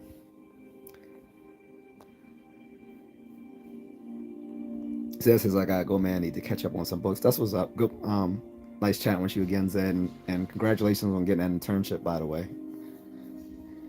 Don says, is Michael Bay a predator? Because I quite like his films. What does being a predator mean with liking his films? No, I wasn't saying that every producer is a predator. What I was saying is that Hollywood is full of debauchery because it's people who go into arts and entertainment are sort of on a more bohemian lifestyle than the average person is.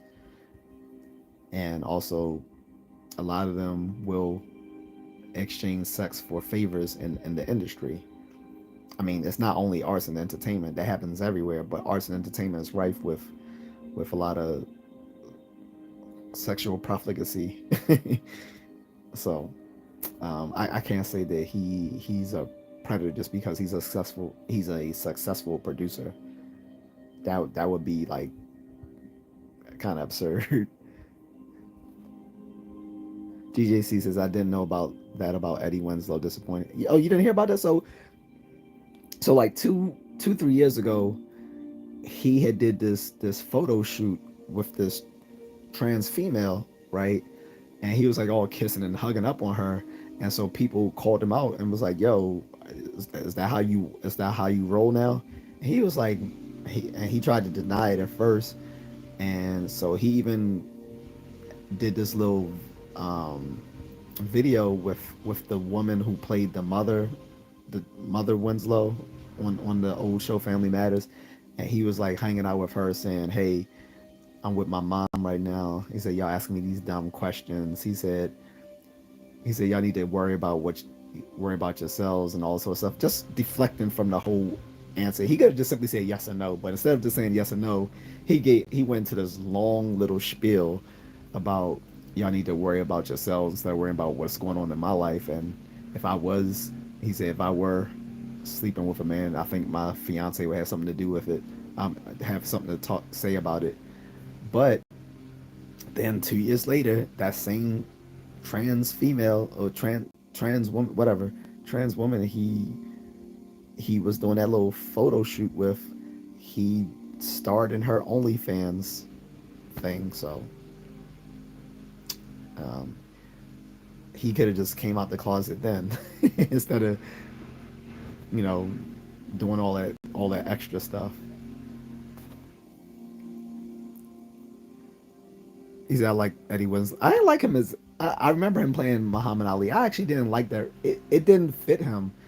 I think Will Smith actually did a better job playing Ali because he actually shadowed Muhammad, I think, for the part. So he really got the persona of Muhammad Ali down. Like he was believable. Eddie Eddie just wasn't believable to me as Ali. But I remember when he played the part.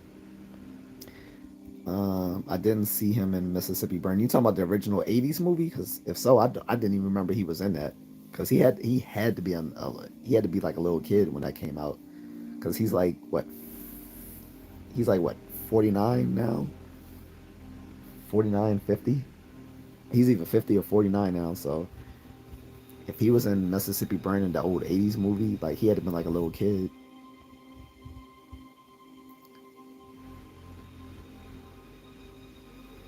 No, Don, it's not his OnlyFans. He starred in the fans of a trans woman who has an OnlyFans account.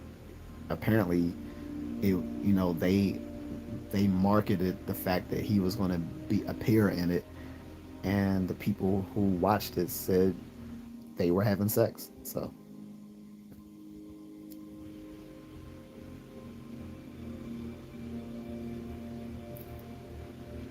Jern says, "You see any worm disease from Europe?" No.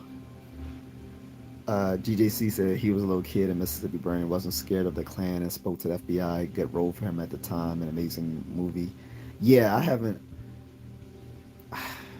I think I did see Mississippi Burning though. That was about the civil rights leader. If, if, I forgot, but yeah, I haven't seen that in such a long time. I can't remember. I'm not doing anything for Pride Month. I don't celebrate that, and I'm not. That's not part of my lifestyle. So if that's supposed to be a joke,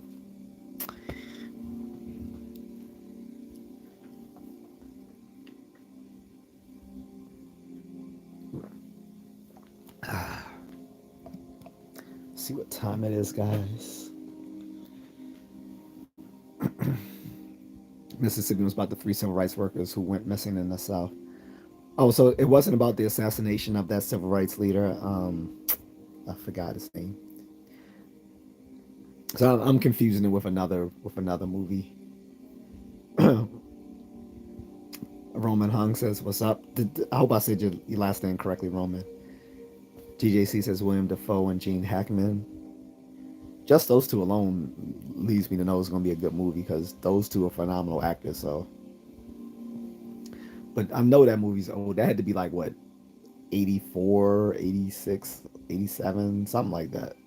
I know it was in the 80s.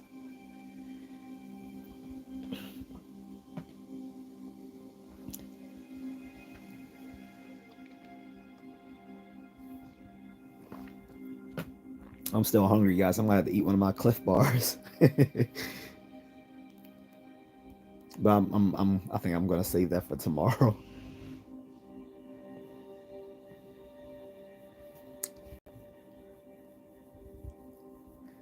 Um, yeah, I'm confusing Mississippi Burning with another movie. I just can't remember the name of it. Oh, it's 9:42. Okay, it's later than I thought. It's this late and I haven't had one Eric appear yet. Usually I have at least one Eric in the chat.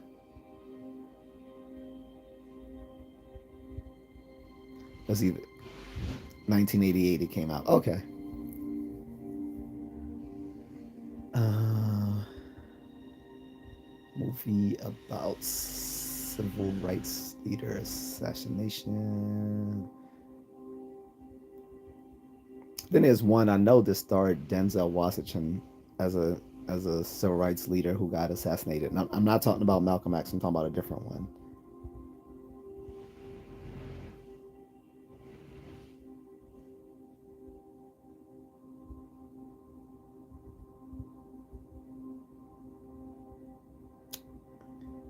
Um,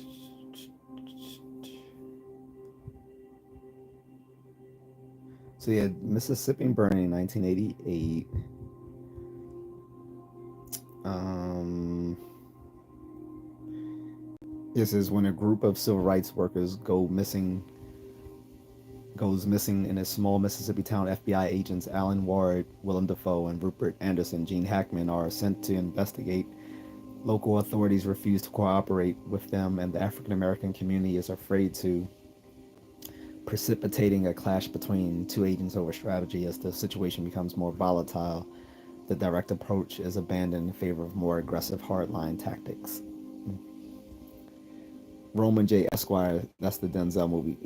Yeah, that's one. That's not the one I'm talking about. Um, I thought he played like the South African leader who was assassinated, and Biko or something like that.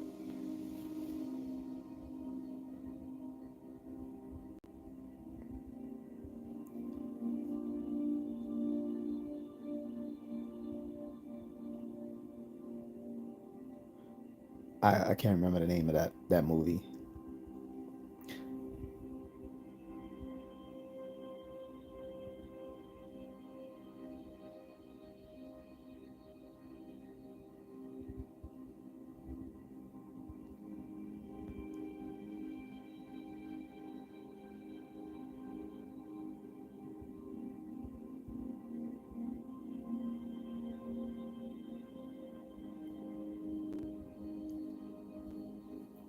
Cry Freedom. Yeah, that's it. That was the South African movie. But no, the guy I was talking about here in America, I thought that you were referring to was Medgar Evers. That's what I thought you were talking about. I'm pretty sure they made a movie about Medgar Evers. I can't remember it though. So yeah, I think Denzel Washington did the movie Cry Freedom, right? But there was one. I think there was one about Medgar Evers. When you have the time, watch Mississippi Burning. True story, mostly accurate and amazing acting. I've seen it a long time ago. I just haven't seen it in a long time. Some movies I watched like in the '90s, and I haven't really watched it again because like, especially if it's something traumatic, it's not something I'm gonna watch over and over again. But I do believe I watched that long time ago. Okay, there was one about Medgar Evers, but it came out in 1996 called Ghosts of Mississippi. Maybe that's why I was confusing it with Mississippi Burning.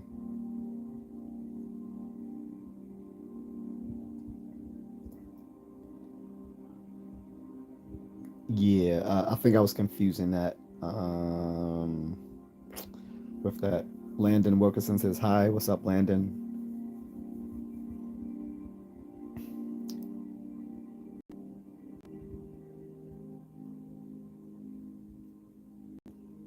But yeah, so I gotta put the kids down so I can get my cigar. If you're still on, I'll see you soon. Otherwise, cheers and thanks as always. Thanks to J.C. I'm probably gonna call it a day, or call it a night rather, within like 20 minutes. So if you're back within 20 minutes, that's cool. But if not, I'll just talk to you the next time.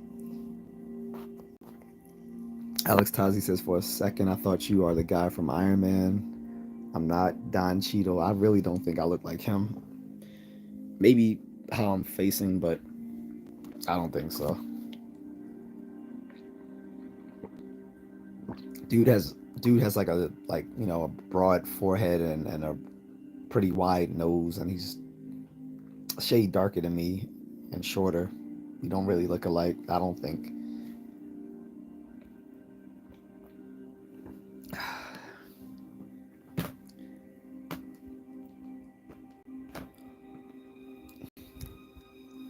I'm thinking this. Can you guys hear the Game of Thrones ambience music in the background? Sort of like a lo-fi thing, like soothing music. It's something I had started doing a few weeks ago. I just started playing with it and seeing people kind of liked it.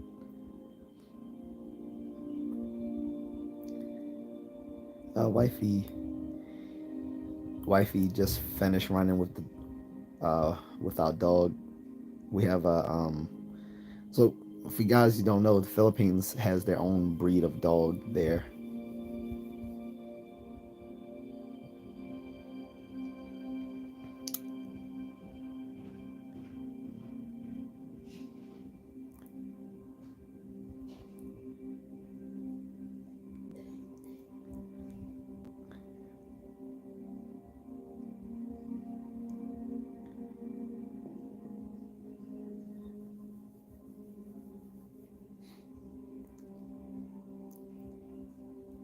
Don, you always say West Africa, but you never said which country, so I still don't know which country you're from. I don't know. Like, West Africa is a large region, a very large region. I don't know if you said Cameroon once. Do I think did he touch Justin Bieber? I don't know. I know Jaden Smith did. He was literally like he was on a video like hugging on him from behind. I'm like, dude, what the?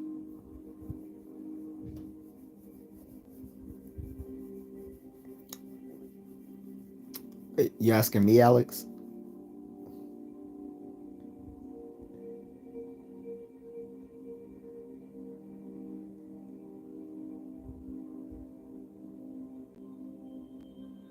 Oh, I'm from Maryland, so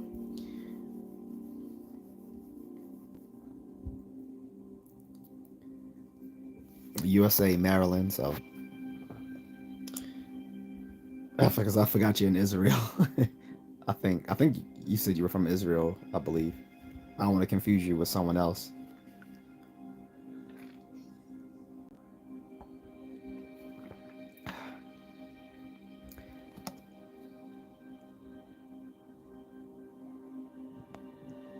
Don says, did you hear Sway Lee come out the other day and says he's dating Jaden Smith? I thought Sway had already came out because he was selling high heels for men. I didn't hear about that.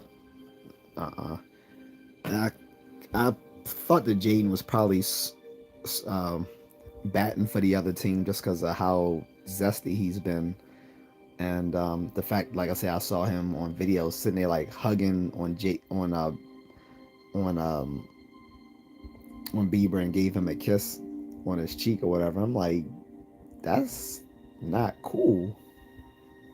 I've never done that with my homeboys at all. Like the most we've ever given each other was like a hug,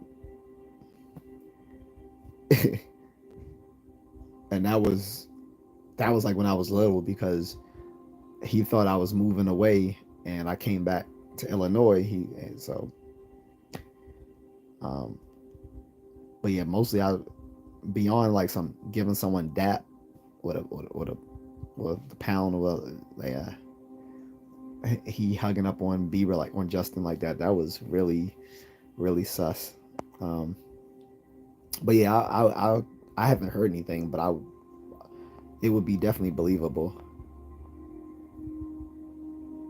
Don says Jaden's been out the closet for years. I don't follow Jaden. I don't like the Smith family, so I don't care anything about anything they do. Unfortunately, their whole family dynamics are foisted onto the American public without us wanting to know about it.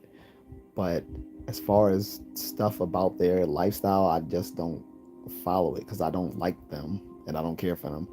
I think Jada Smith, I think Will Smith was an idiot for dating some inner city bitch from Baltimore. There's no way that I become a mega million celebrity known in Hollywood and in the rap game as a rap legend, known all over the world, and I settled down with some inner city hood bitch from Baltimore. No way at all. He's nah, and I'm pretty sure Will is bi as well. He's just not going to come out there, but it's been alleged for years within Hollywood. But yeah,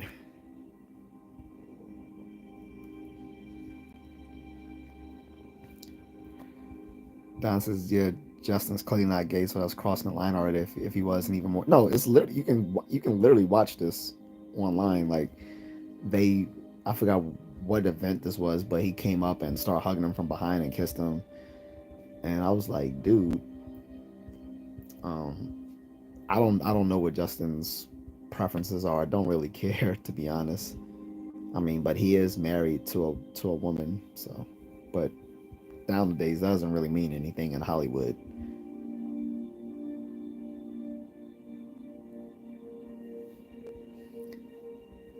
Zach says go back to Africa. I don't know whom you're referring to, but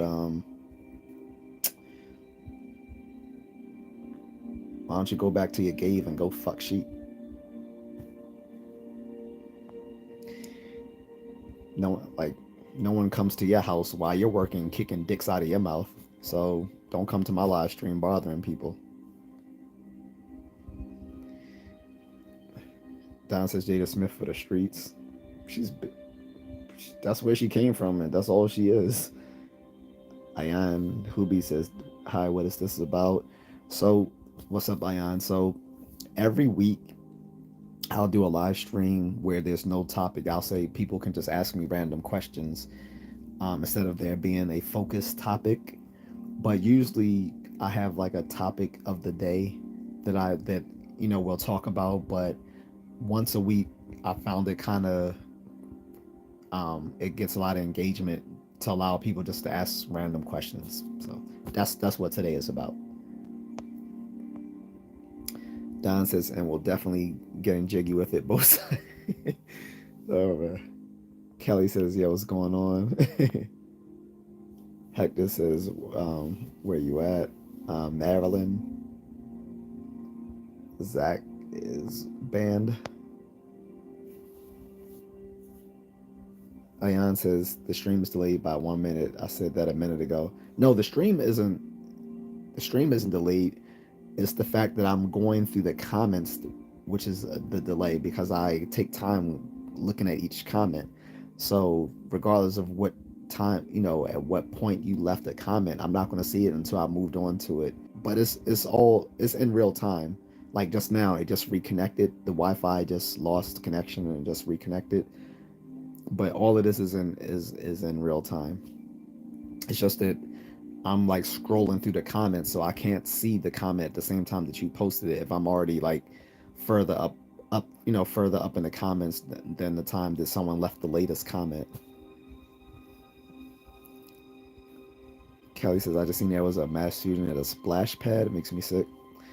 It's at the point now that there's so many mass shootings that they don't even get the outrage that they should get anymore, because we've become blunted to it. We've become emotionally blunted to these mass shootings, which is a shame that we gotten to the point where we're emotionally blunted, because they just happen so often now that once someone mentions it, it's like, oh, another one, and then people just go on about their business, despite the fact that there was just a huge tragedy that happened. It's kind of sad. Ayan says, I'm from Pakistan. Where are you from? And the chat, well, I'm from Maryland. So. And Maryland being the USA, by the way.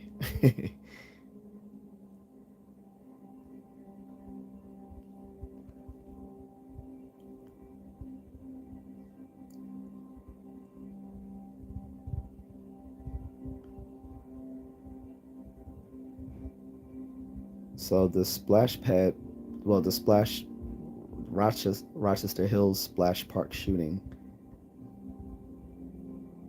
I believe that's in Detroit, right?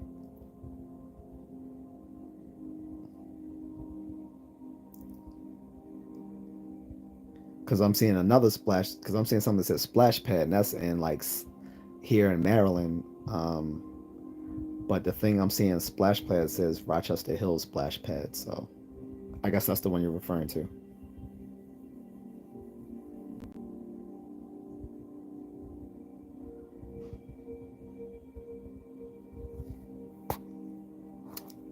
Kelly says, I know like what a place to decide to be an actual piece of garbage. Diane says that Kendrick do Drake dirty. I'm so tired of that discussion. I honestly, I just don't care. I'm in my 40s, so I really don't care about hip hop beefs anymore. I really don't. And to me, the hip hop beefs, for better or for worse, aren't the same as they were in the 90s. In the 90s, we got real beefs. Now we just got angry people who can't rap. But, well, Kendrick can rap, but I'm just saying, I just don't care about hip hop beefs anymore. I'm too grown for that. I don't. Let the kids talk about it.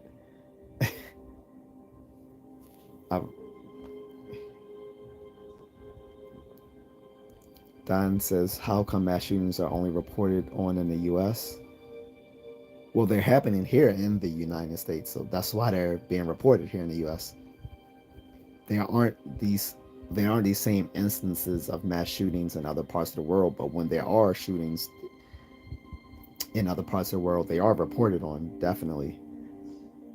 Like when they had one in the Netherlands many years ago, they talked about the one in the Netherlands a long time ago.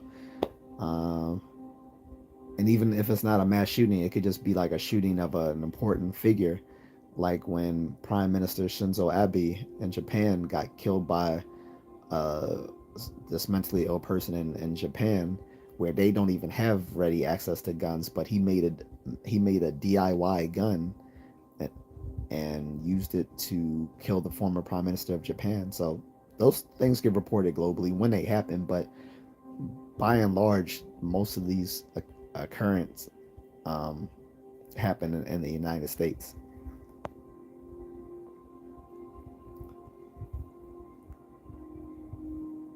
Adam Maori says, "Oh, okay, died." Kelly says, "Yeah, that's the one." Yeah, so in Detroit, not surprised. I wouldn't have been surprised if it was in Baltimore because crime has gone up so much now because our mayor has decided that minors shouldn't be punished for their crimes. Instead, they just instituted a curfew, which hasn't done anything. And the latest data has showed that none of these teens have checked themselves in according to the curfew.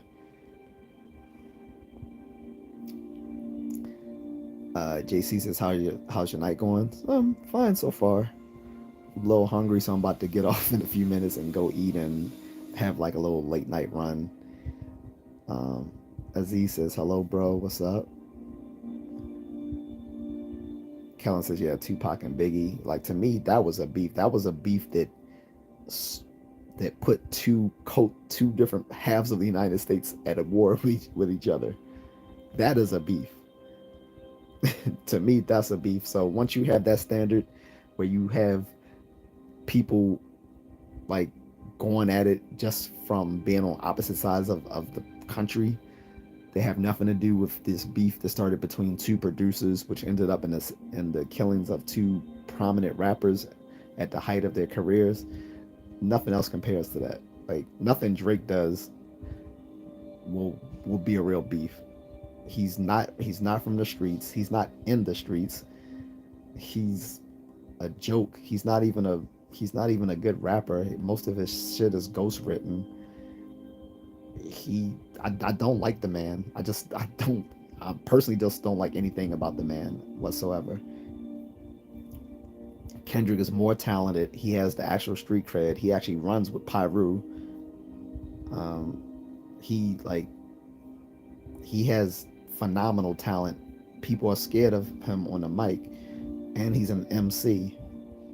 So that's all I'll say about that. But I just don't care about their beef anymore. It just that's that's something for the young people to have. That let y'all can have it. My beef was Tupac and Biggie and Jay-Z and Nas. Those were my beefs.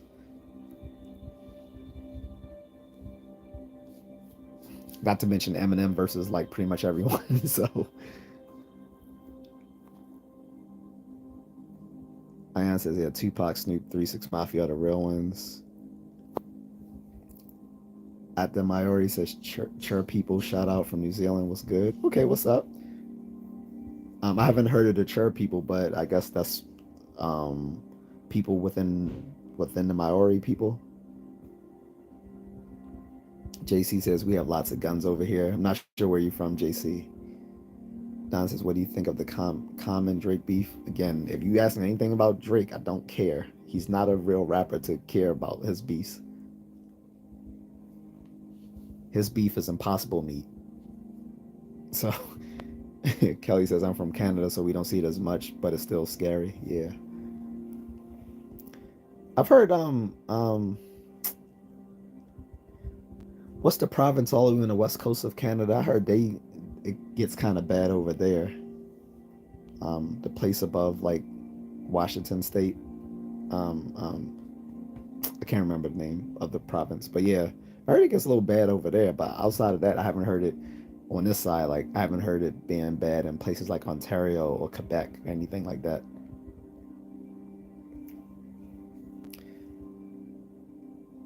Adam Maori says music constantly changes. It's up to what you like.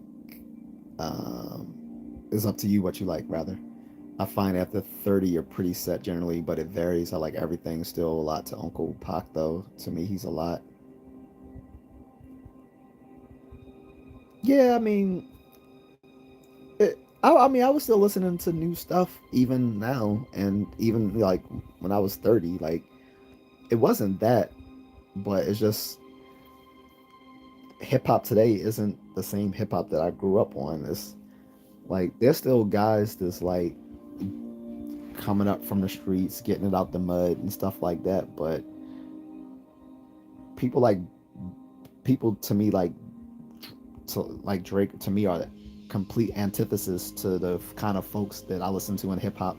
Like no one would have back in the 80s, no one would have taken Drake seriously at all. Like the people who did come out who were fugazi, they quickly got exposed and their careers were over. So Kelly says, "Okay, Isaiah Washington." Were you the one that called me Isaiah Washington a few days ago um the show what's the doctor show? I always forget the name of the show. But I remember talking. I think that was you. I was talking to about the actor who had the relationship with Sandra Oh on the show until he got fired because he called one of his fellow actors a gay slur, but he got put off the show afterwards, even after he apologized. Don says, I've heard in Atlanta crime season summer is starting early this year. There was bus hijackings yesterday. One man was killed. I haven't heard anything. Ian says Drake's a child, bro.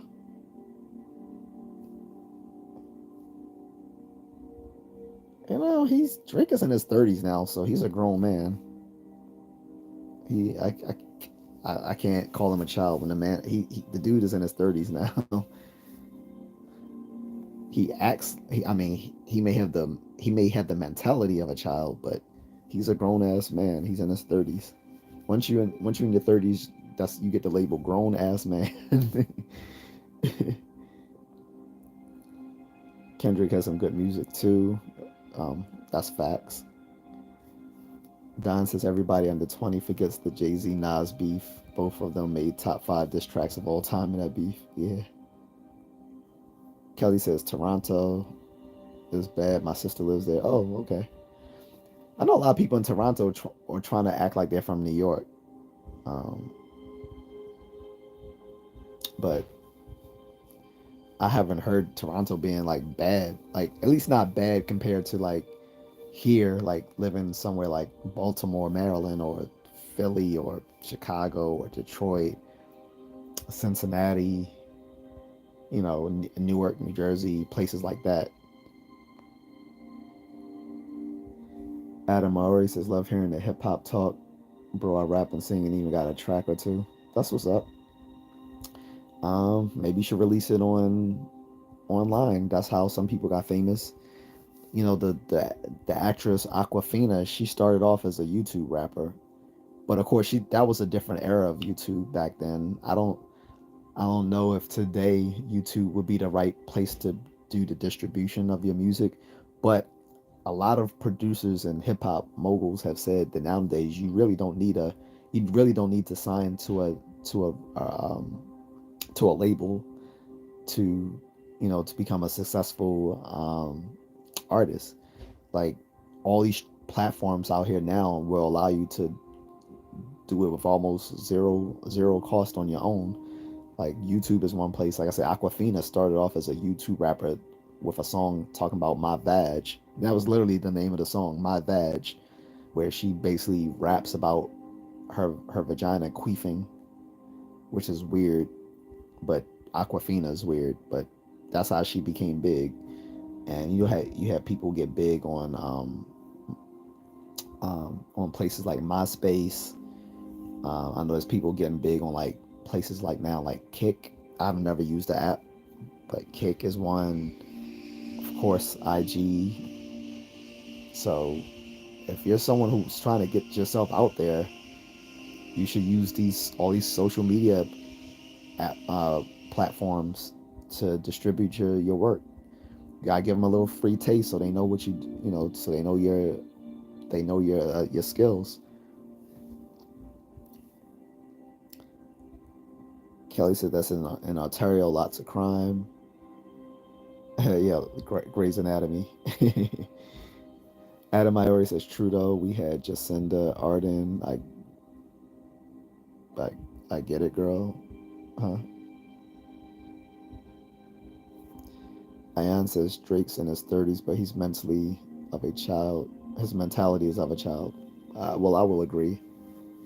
Um, I mean, you notice ever since the end that last this song, you really haven't heard much from him other than, I mean, I guess whatever stuff he does, because I mean he's still successful and wealthy, so he can kind of fall back into the cut a little bit and just not make music for a little while since he's taken a huge L going against Kendrick.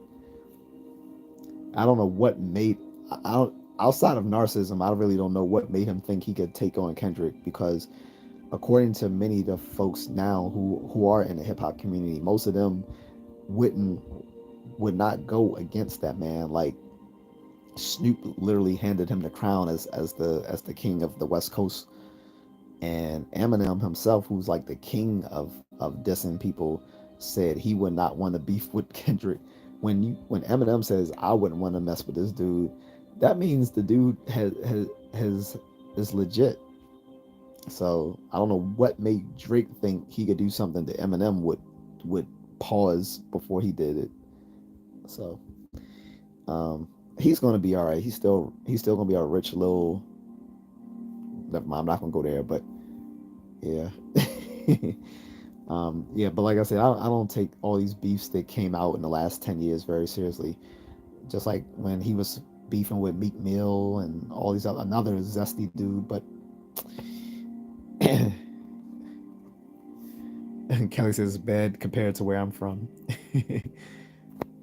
Don says I'm 48 and still love new music, love the classics, but come on now, we got SZA, Lil Sims, Kendrick, Burna Boy, Schoolboy Q, Tame Impala, Tizo, Steve Lacy, and I don't know any of these folks other than SZA and Kendrick. I don't listen to any of those folks, especially if, and I'm kind of biased. If it's not from New York, if it's not really from New York and or maybe from LA, I really don't care. Like I don't I'm not gonna really rock with it to tell you the truth. I'm biased towards music from the East Coast. Like if they're not coming out of New York, New Jersey, Philly, maybe LA, I'm not really listening to it because most of these dudes come out. They they have no lyrical talent. It's all hiccup, booga, I'm a it. That's the music now. That sounds whack. That's what it sounds like. Ayan says, "Man, I'm just 13, but I'm enjoying the talk." Like I don't know, I may be older than Drake mentally. Oh, that's why. So you're young. You're still a kid. Don says possibly Ayan. He never had to grow up. He's been able to do whatever he wants his whole life. Yeah. You know, he grew up in the upper middle class Canadian suburb.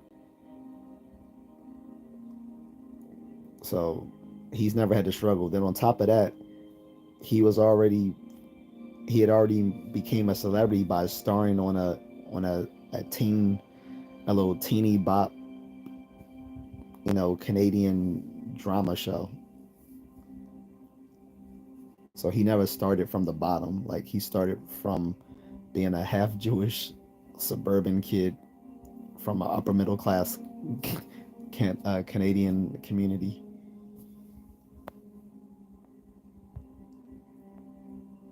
I answers, have you watched Grown Ups? I've watched that. You talking about the movie with like Adam Sandler and Chris Rock and all those guys? If you talking about that movie, yeah, I've seen that. Out of the out of Maori says I'm going to do it next year. Sorry, lag. No problem. And I said that's crazy. Hiccup. That's how it sounds. Don says now Lil Sims got uh, good damn bars, but she's like the female Kendrick. Oh, if she's female rapper, I'm probably not even listening to her. Most of them sound like trash. All they can talk about is their pussy. Like all they can talk about is their pussy and how they get fucked. Like that. That's not talent. That's just that's just strip hop. That's not hip hop. That's all they talk about. I haven't. Once you start talking about now, you talking about female rappers today. I haven't. I could care less about any of them. None of them. I would not listen to any of them. They all sound like trash. All they can sell is like talking about their them having sex. They have no talent. They have nothing. They have nothing worthwhile to rap about. She's from the UK. That makes it even worse because UK rap sucks. I'm just gonna say it. UK rap sucks. British rap sucks. I literally did. I literally did a YouTube short when I was saying they need to stop doing hip hop because it sounds corny as hell to American ears over here. Like we don't like British rap. It sounds corny. Just it sounds corny because they're British. They didn't grow up in American cities. It sounds corny as hell. I've heard I've heard hip hop in Japan that sounds better than British hip hop. Ayan says Drake is a little zesty if you know what that means. Of course I do. Ayan says strip hop new word added to the dictionary. Yeah, I can't take the claim for that. They started saying that word on Math Hoffa. If you ever check out that podcast, he's a he was like a battle rapper who became kind of well known in New York City, and now he has his own podcast. Like I don't know if he owns this barbershop or they just film it in this barbershop in Brooklyn, but he invites a lot of famous people within the industry and talks to them about stuff. And they've discussed female rappers and stuff like that and why he said he having a daughter himself, no matter how talented these people are, he would never want his daughter to ever listen to anything they ever put out. Oh, Chris's rap itself is crap. I won't say rap itself is crap. I'm just gonna say 90% of it is. But that's always been the case. I think when we look when we put on our nostalgia glasses, we think of rap as being better than it was a long time ago, and it really wasn't. Because even when I was a kid and a teenager, and I went to music stores to buy rap, by and large, most of the stuff I saw in that aisle was stuff I would never listen to. It was only like 5 or 10 people out of like 100 different artists that I would actually listen to. So it's always been like 90% of the music has been crap. But then you have these shining stars within the industry that made you kind of overlook the fact that most of this stuff was like stuff you would not never listen to. Al says, laughing my ass off. Why would you say that out loud about British rappers? Damn, we were all thinking it. Thanks. Because I'm blunt. I'm a very that's if nothing else you'll get that I'm a very blunt person when it comes to my opinions on things. Yes, British rap sucks. No one takes it seriously outside of people in Britain themselves. And maybe on a continent on the European continent, they might think it sounds cool because these guys are trying to sound like people from America. But once they start saying "Hey, Brev," like, nah, dude, you sound corny. I'm sorry. And it's nothing against my brothers out in Britain, and love British folks or whatever. Love British folks. Love our Black British brothers and sisters out there as well. But they the music, the rap music, it's not for them. They should they should stop. They should stop.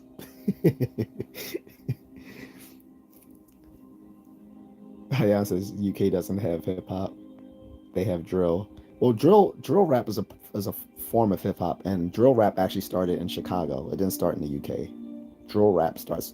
Drill rap started in Chicago, and then it got big in New York City, and then went overseas. Because I've even heard drill rap in Japan. Um, but no, drill rap started in Chicago. Like most forms of rap, all of it is from here because rap literally came out of America and started in America and in the South Bronx in 1973. Okay.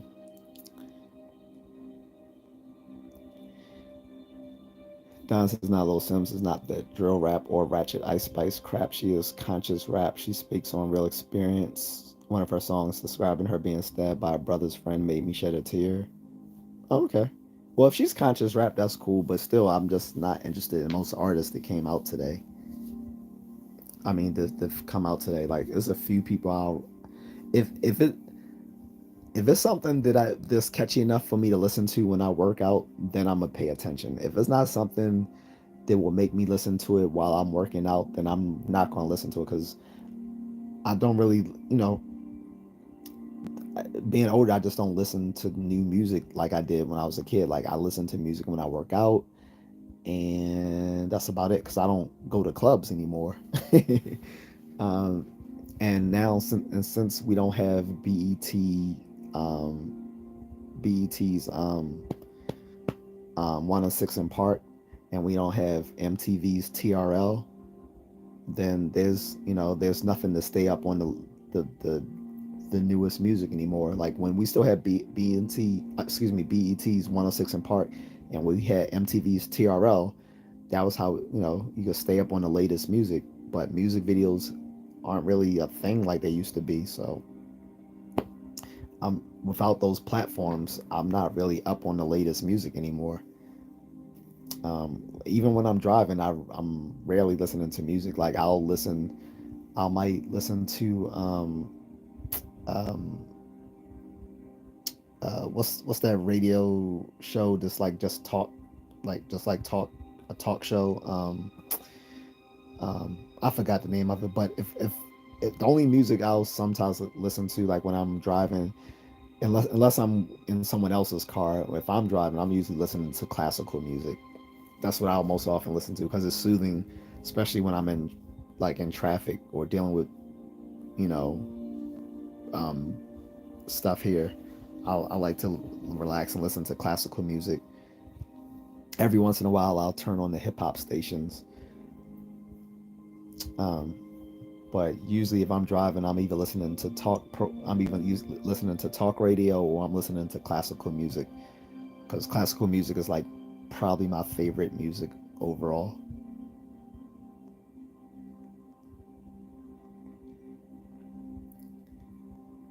Um, Diane says, "Empty your pantaloons, good sire." Saying music, bro. Humanity and Unity says Shakespeare invented hip hop. To be honest, no, he didn't. How did Shakespeare invent hip hop? He didn't. He didn't even invent poetry. If you're trying to say he invented iambic pentameter, he didn't invent iambic pentameter either. Although he may have made it famous.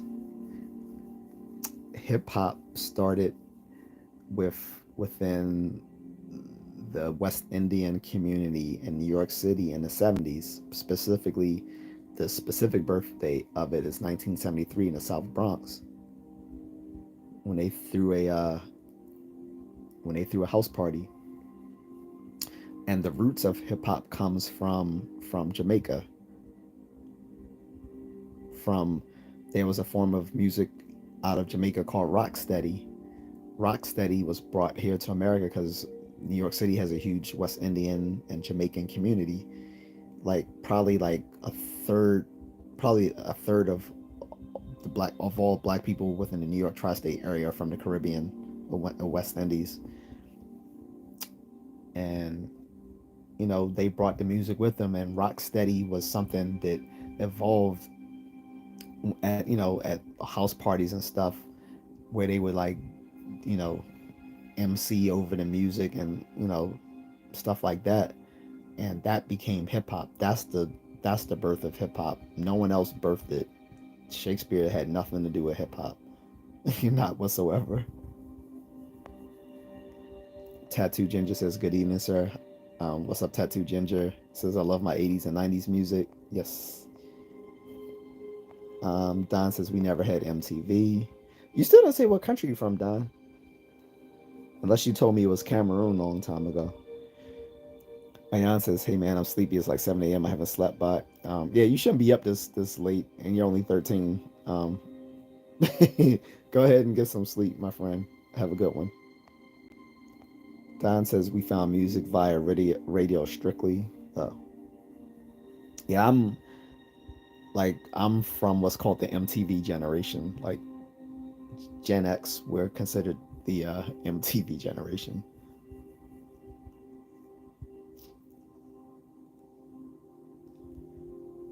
Um, I says also I subbed and I'll join tomorrow if you stream. Yeah, I usually stream every day, so I appreciate it. Thank you. Have a good evening or good morning, whichever it is. Don said I used to spend all my money on my shortwave radio setup so I can pick up American stations and find the newest stuff in music. Well, now you don't with the internet. You can get everything for free. Well, with the internet connection, of course. Don says, now, if you're going to say someone before the 1970s invented hip hop, closest I would say is Gil Scott Heron and the late Last Poets. No, like I said, the ancestral roots of hip hop come from Jamaica, from Jamaican rocksteady music. That is the ancestral roots of hip hop music. Else is okay, preach, teach.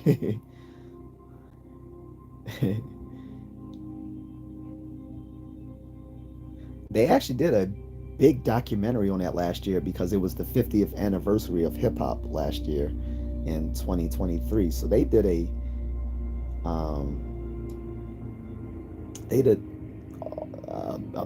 a big shout out to hip hop last year for its all its roots, and it was like a lot of prominent rappers who were still in the game from back in the day. But just to fact check it here, like many consider August 11th, 1973 to be the birthday of hip hop when DJ Kool Herc introduced the innovative techniques at a back to school party in the Bronx. So that is considered the birthday of hip hop 51 years ago. And again, some people say it started before the DJ Kool Herc party, but he got the credit because that was the first thing. That was the first thing that got national attention. So there was probably other hip hop parties that happened outside of the Bronx, like maybe because there's people in Queens that say, "Nah, we actually did it first." So there's like people in Queens saying, "Nah, we did it first," and there's some people in Brooklyn saying, "Nah, we did it first." But officially, the first time we can say hip hop existed was with that back to school party that DJ Kool Herc threw back in the South Bronx back in the day.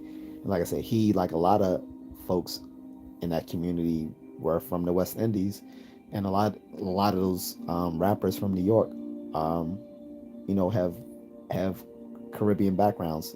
Everyone knows like Biggie is Jamaican. Busta Rhymes is Jamaican. Okay. Um, a bunch of other folks are, or they're or they're from the Caribbean, if not from Jamaica. And usually the ones who who did come from Jamaica, like directly, I don't mean like their parents were from there, but they were there themselves or they spent time there. They usually had the best hip hop flow lyrically because they matched it towards the cadences that they found in the music in Jamaica.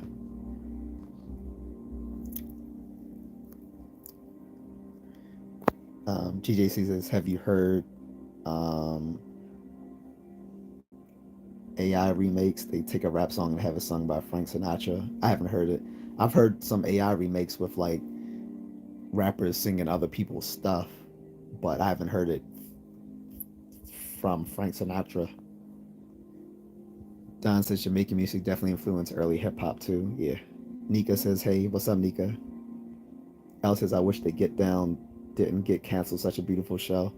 It was a good show, but it was like it was up and down. It was kind of cool. I don't think I watched all of the final season. but it was okay. It started off good. Um, it definitely went into like some of the hip hop history, although it kind of changed some facts around, to be honest. But it was cool. But it might be kind of misleading, some of the stuff they put out there, as far as like who made certain DJ techniques and first and all this sort of stuff, because there's sort of a debate about that. But it was an okay show for when it came out. I mean, it's still on Netflix if people want to check it out. I think it's still on there. Don says it's tricky to track something like this because a lot of these hip hop OGs aren't the most reputable, and a lot of them want to take credit for being the first or catalyst for something and hold grudges. I don't. Maybe back then, but mostly all these guys are grown now. These guys in their 50s and 60s. Um, the dude, even some of these dudes that were beefing hard back then have like squashed those beefs back then. Um, so I mean, even though there might be some contention about where hip hop first started, most of them are going to give their due credit to DJ Kool Herc as like one of the fathers of hip hop now.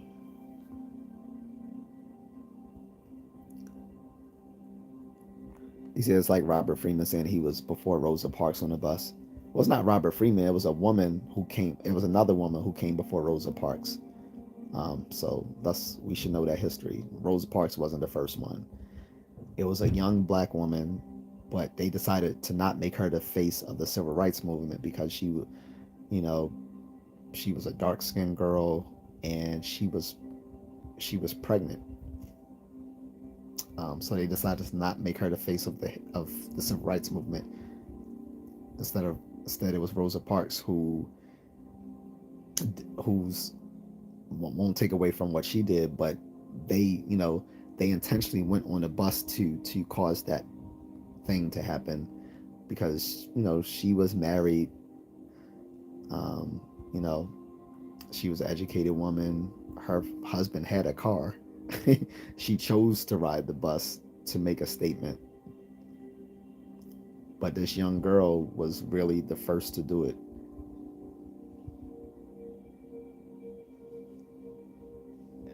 And I'm gonna look up her name so that lady can get her due credit. She's still alive today. She lives in New York.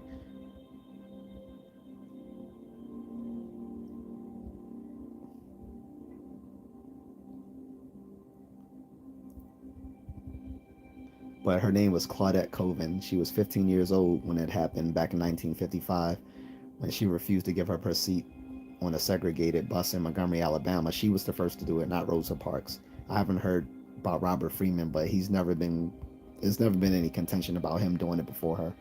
Rosa Parks gets the credit, but most of us nowadays who know Black history know that Claudette Colvin gets the credit for being the first, but she wasn't the right person, the right face for the movement at the time. That's why she didn't get the due credit that she should.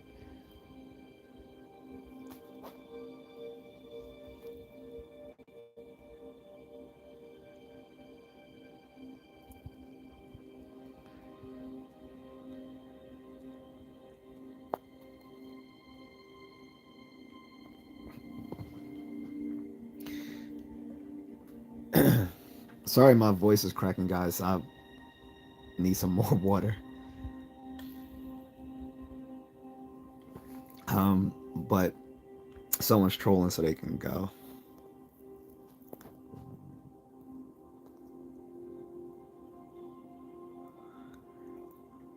I'll say it was comic themed like the Black Lightning series, but reverse. I thought it was good for the essence of what it was. I did not like Black Lightning. For one, he's corny to me. Any Outside of Black Panther, any black superhero who has black in his name is corny to me. Just off the rip, it's corny. And his powers are corny because there's a bunch of black superheroes who have lightning based superpowers, and that's just whack to me. And the CW definitely made it worse because everything CW does is pretty bad when it comes to superheroes. And when they made the show, it was so corny. Like they was trying so hard to be like super blackety black, and it just came off as like really goofy. Like I remember when they had when they did the crossover with the Arrow and Green Arrow's homeboy that went on the show, the black guy, like to show that to give him his black cred or whatever. He and Black Lightning just kept saying by any means necessary over and over in the show. I'm like, God, this is so fucking corny. I did not like that show, and like I said, I don't like the character because putting black in the name of any superhero to me is corny. Other than Black Panther, since he was the very first black superhero, he gets a pass, and he's cool. But any other black superhero who has black in their name is corny.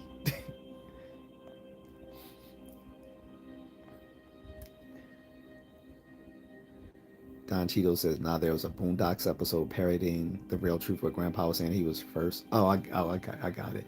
Yeah, and well, what Aaron Magruder, the writer of the show and the writer and creator of the show, because he actually, for those who don't know, Aaron Magruder went to my university, University of Maryland, and he actually created the Boondocks cartoon, cartoon and comic strip originally in at University of Maryland for our school newspaper, our campus newspaper is called the Diamondback, and he first created that comic strip for our Diamondback newspaper before he became nationally syndicated in newspapers and ended up doing a cartoon.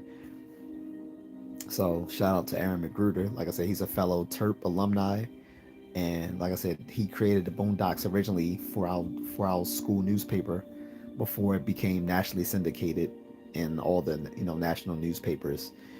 Yeah, he was making fun of the fact that there's a lot of baby boomers in the black community who've tried to take credit for the civil rights movement but had nothing to do with it. That's why he was making fun of Robert Freeman in that episode when he was talking about he was like one of the first people in the civil rights movement, and his grandson called him out on it and said all he said, "I'm tired of old black people all trying to take credit for something that only a few people were actually involved in." So America says, "Do you prefer hot Cheetos, crunchy, the hot Cheetos puffs, or Takis? And if so, what flavor?" I just eat regular Cheetos. That's if I even eat Cheetos at all. I don't eat the hot Cheetos. To me, that's just ghetto. I'm sorry. Hot Cheetos is for ghetto people. Hot Cheetos is what single baby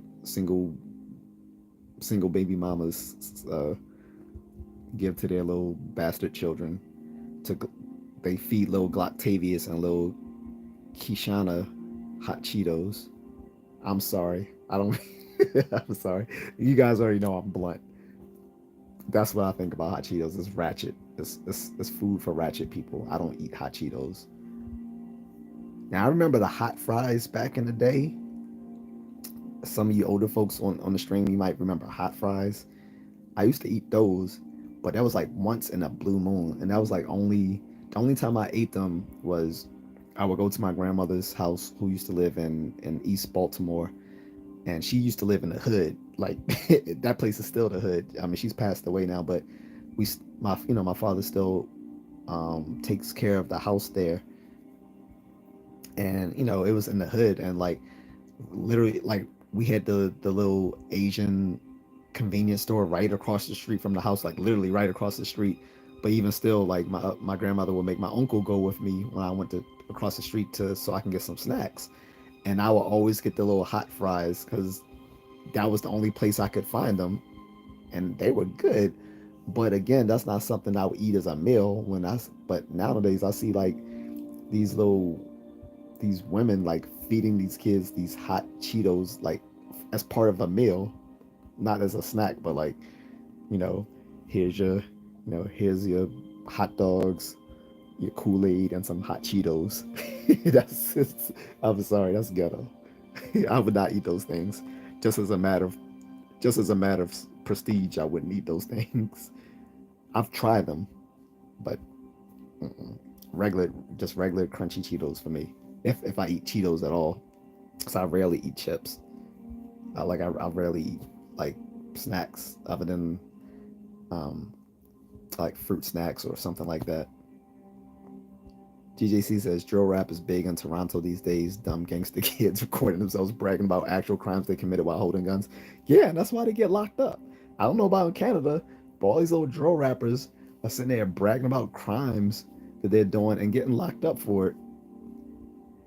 And then on top of that, they got it twisted because back in the day, people used to go into rap to get off the streets. Now people go into rap and then go on the streets to build their credibility as an artist. That doesn't make any sense. Like the early like in the early period of hip hop, a lot of these dudes that seem squeaky clean today, they were in those streets. They just didn't talk about it because back then it was all about party rap and stuff. Like the first gangster rap wasn't invented until there was a rapper in Philly who invented gangster rap, because a lot of people think it started with NWA, but NWA didn't start it, and they didn't even call what they did gangster rap. They called it reality rap, but gangster rap started by a rapper in Philly,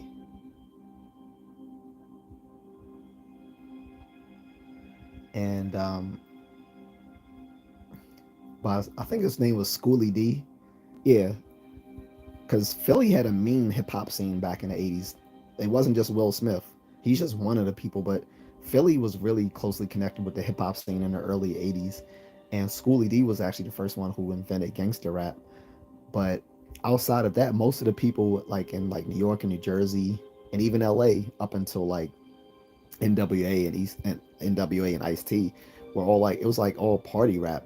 But most of these dudes were in the streets like that. Like some of them were in the life, but they didn't brag about it because it wasn't something to be bragged about. It was something to get away from at the time. Now some of them, what others did though, now some guys might attach themselves to guys in the streets, but they weren't in those streets themselves. Like people like Eric B and Rakim, like they were connected with people in the streets, but they themselves they didn't get down like that. Um, but to see now people who aren't even in the streets like that get into hip hop and then try to get mixed up in the life to kind of show their bona fides, their street cred, is ridiculous to me. That's you know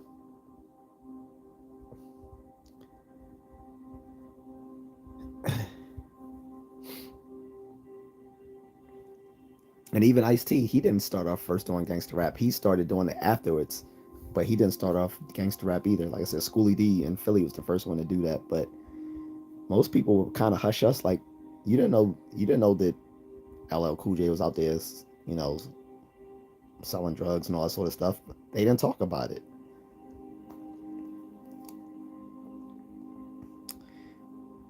America says, "What do you mean by ratchet?" Ratchet is just another word for like ghetto, low class stuff like that.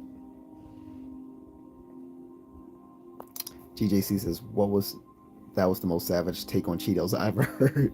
Because I'm blunt. Is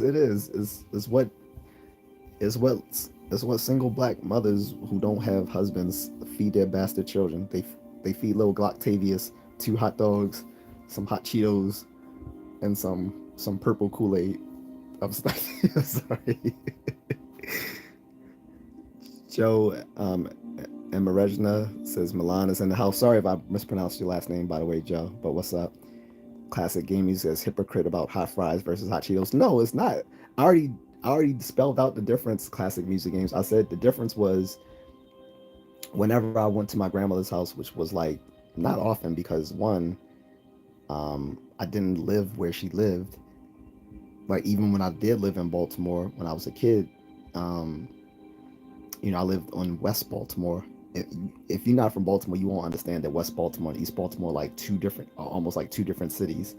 And so I only visited her when my father would take me there, and this might be like once every couple of months or so, and then I would go over there, and she would just let me buy whatever I wanted from the store. Usually, I would get like something like hot fries, a Flintstone push pop ice cream, if people remember little push pops, um, and maybe some Now and Laters. Remember Now and Laters? Something like that. I was a kid. I didn't have discriminating taste, as most kids don't. But it's up to the parent to be discriminating for them.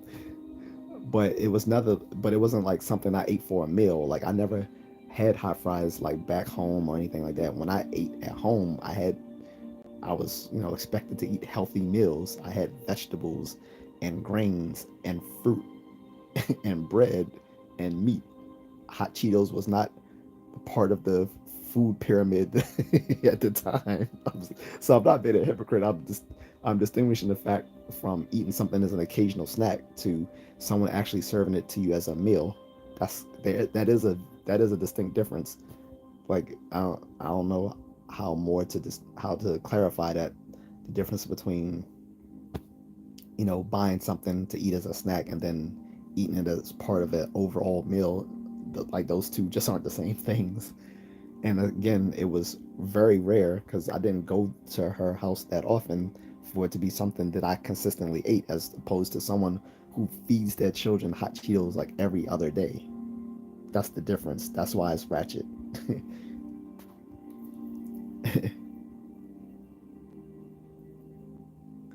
Oh no, I mean if you like them in America, that's I don't have any problem with you liking hot Cheetos. I'm I'm talking. I mean, for an adult, it doesn't matter. Like as an adult, you can choose to eat what you want. I'm saying people who serve it to their children is ratchet. That's what I'm saying. But I've had like little I've had little beefs on my Facebook about that too. People were getting into it with me. They was like says the person who doesn't have any kids. I was like, yeah, says the person who wants my kids to be healthy when I do have them. I feed them some like there's it actually came out in the news. I don't know if you're aware of that, of like health conditions of people from overfeeding their kids hot Cheetos. Like there's actually like health condition connected with that now. So it's not like I was making that up. And people thought I was just like being, mean. And I'm like, dude, I have a background in psychology, so I know something that's unhealthy for children's development when I see it.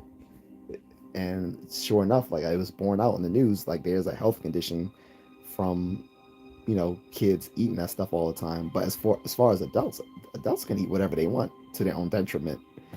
I'm not going to tell adults what they should and shouldn't eat unless it's for the purposes of like they're asking me their opinions on how to be more physically fit or to lose weight. Other than that, I don't care what another adult eats.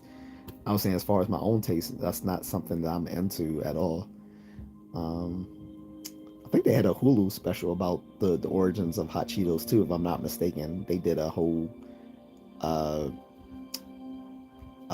a whole little mini series on Hulu about the guy who started Hot Cheetos. I think because I meant to watch it and I completely forgot about it. But yeah, this is not me. Like because I care about being physically fit. That's not something I'm going to eat a lot. I'm just not going to eat a lot of chips at all because chips have like no nutritional value. Mercanoid peanut butter says is hot fries the ones that came in the tin can. I think so, but the one I'm talking about was it had a comic strip character on it. This guy that used to wear this like beret. I forgot the comic. It, let me look it up. But yeah, if you remember, it used to have like a character that was famous in the '80s in like Sunday comic strips. That's what it's called. Andy Cap's Hot Fries. Um, let me. I can see if I can blow up this picture for you to see. And it came in different flavors, but I only bought one flavor of it. If if you remember this,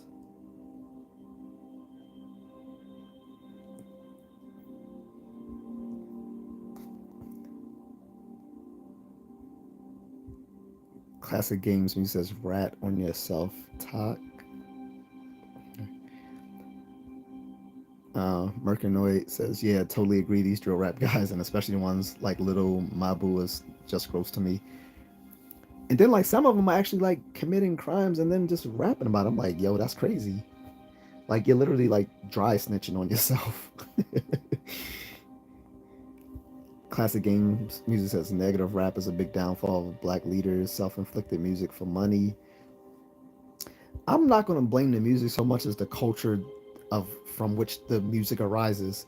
Like, and that was my like that was a conversation I was having with some folks a few days ago on live stream, was when we were talking about Thomas Sowell, and he was saying that the difference between like some of these German born and raised black kids and American born and raised black kids was that the German born black kids were just were you know just were doing just as well academically and socially as their white counterparts in Germany. And he was saying the difference was they weren't raised listening to hip hop music and stuff like that. And that's and I was like, no, I think the difference is they weren't raised in a degenerate culture like a lot of folks here are. It's not the music itself. The music is just a symptom of the degenerate culture from which it rises. So, J.A.C says Toronto has two neighborhoods beefing with drill rap diss tracks: a Jamaican immigrant block versus a Somali block. Oh man, I'm sorry. Just because it's Toronto, it sounds funny. I'm sorry. Classic Games Me says, do people like the streets because they don't have a home to go to? Sometimes, sometimes. I mean, streets is a euphemism, right? When we're talking about people basically doing, when we say people out there on the streets, we're basically saying when they're committing crimes and stuff like that, and running with and hanging out with other people that are committing crimes. That's what we mean when we use the euphemism in the streets.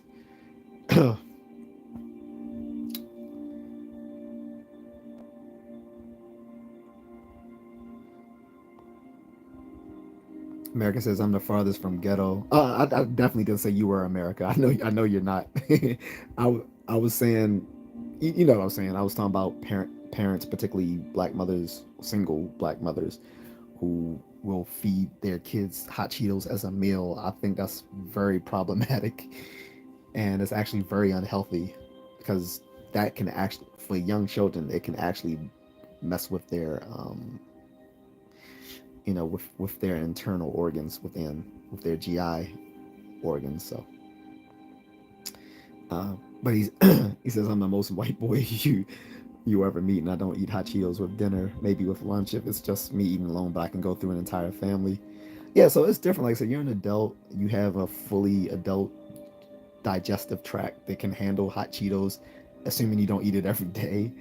But that's different from, like I said, letting a child eat that as a meal. I just think that's completely inappropriate to feed that to a child. But like I said, the people who would sort of do that sort of stuff are already probably in a very problematic space anyway, culturally speaking.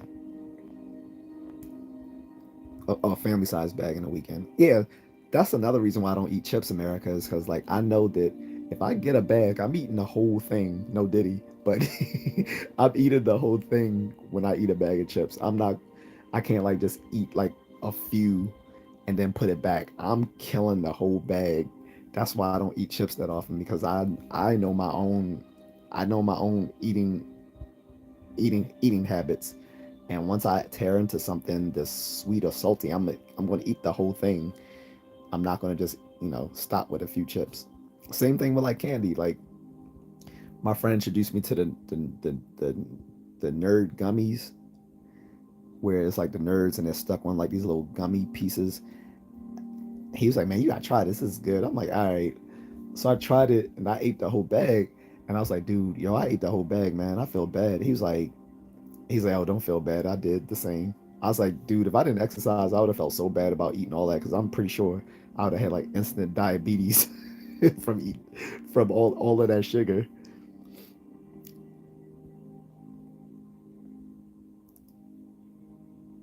Your daddy is getting another scammer.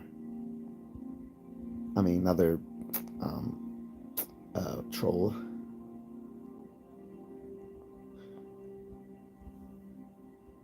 L says blue bag kind of shiny. Yeah. Mercanoy says, I know those hot fries, they are at every deli in Connecticut. They still sell those? I thought they stopped selling them. Yeah, that's what we used to find those like in like the delis, the little inner city convenience stores, stuff like that. Like you don't really find them like in the nicer stores. Well, you might find them like in a dollar store now. You might still find them in dollar stores or something like that. Body Omar says hi. What's up, Body? Classic games. Music says Michael Jackson said to be a smooth criminal, but somehow that didn't translate. Right? Jose Trejo says hi. What's up, Jose? America says, how old do you think I am? I honestly I don't know. I mean I can only go by my analytics. So by my analytics, most people that watch my videos and stuff like that are somewhere between their 30s and 50s.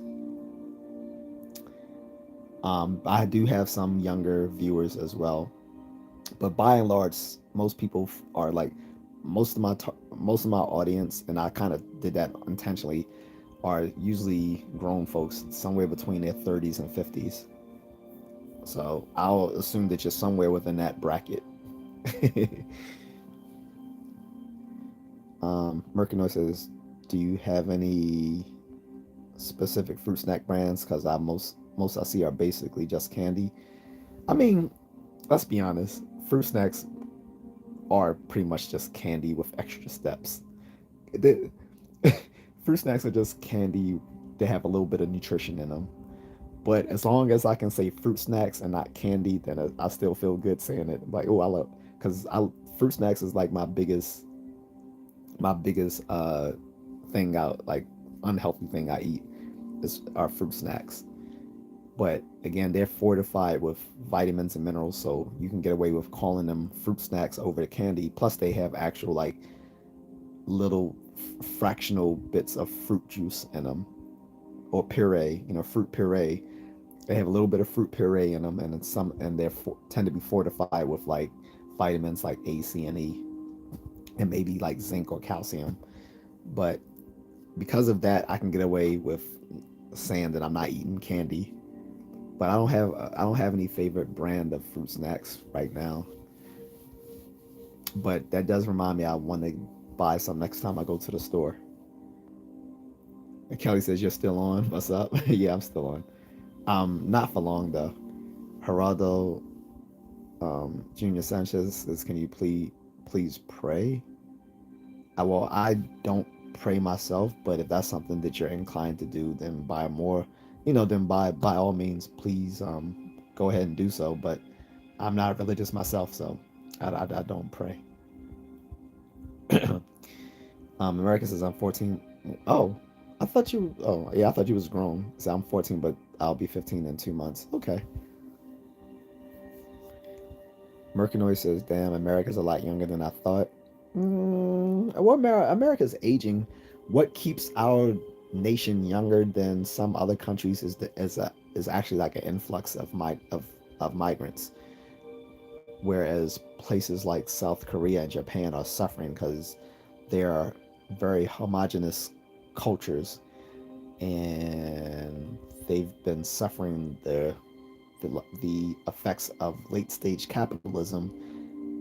So when you mix late stage capitalism, a homogenous culture, and a culture that's not very open to an influx of of foreign migration, you're gonna see those societies having population decline. Same thing in China, they having a huge population decline. South Korea is the worst of all of them, of all three right now, of in the world basically. But of the big East Asian countries, South Korea is doing the worst. Japan is like second worst right now. So much so that they've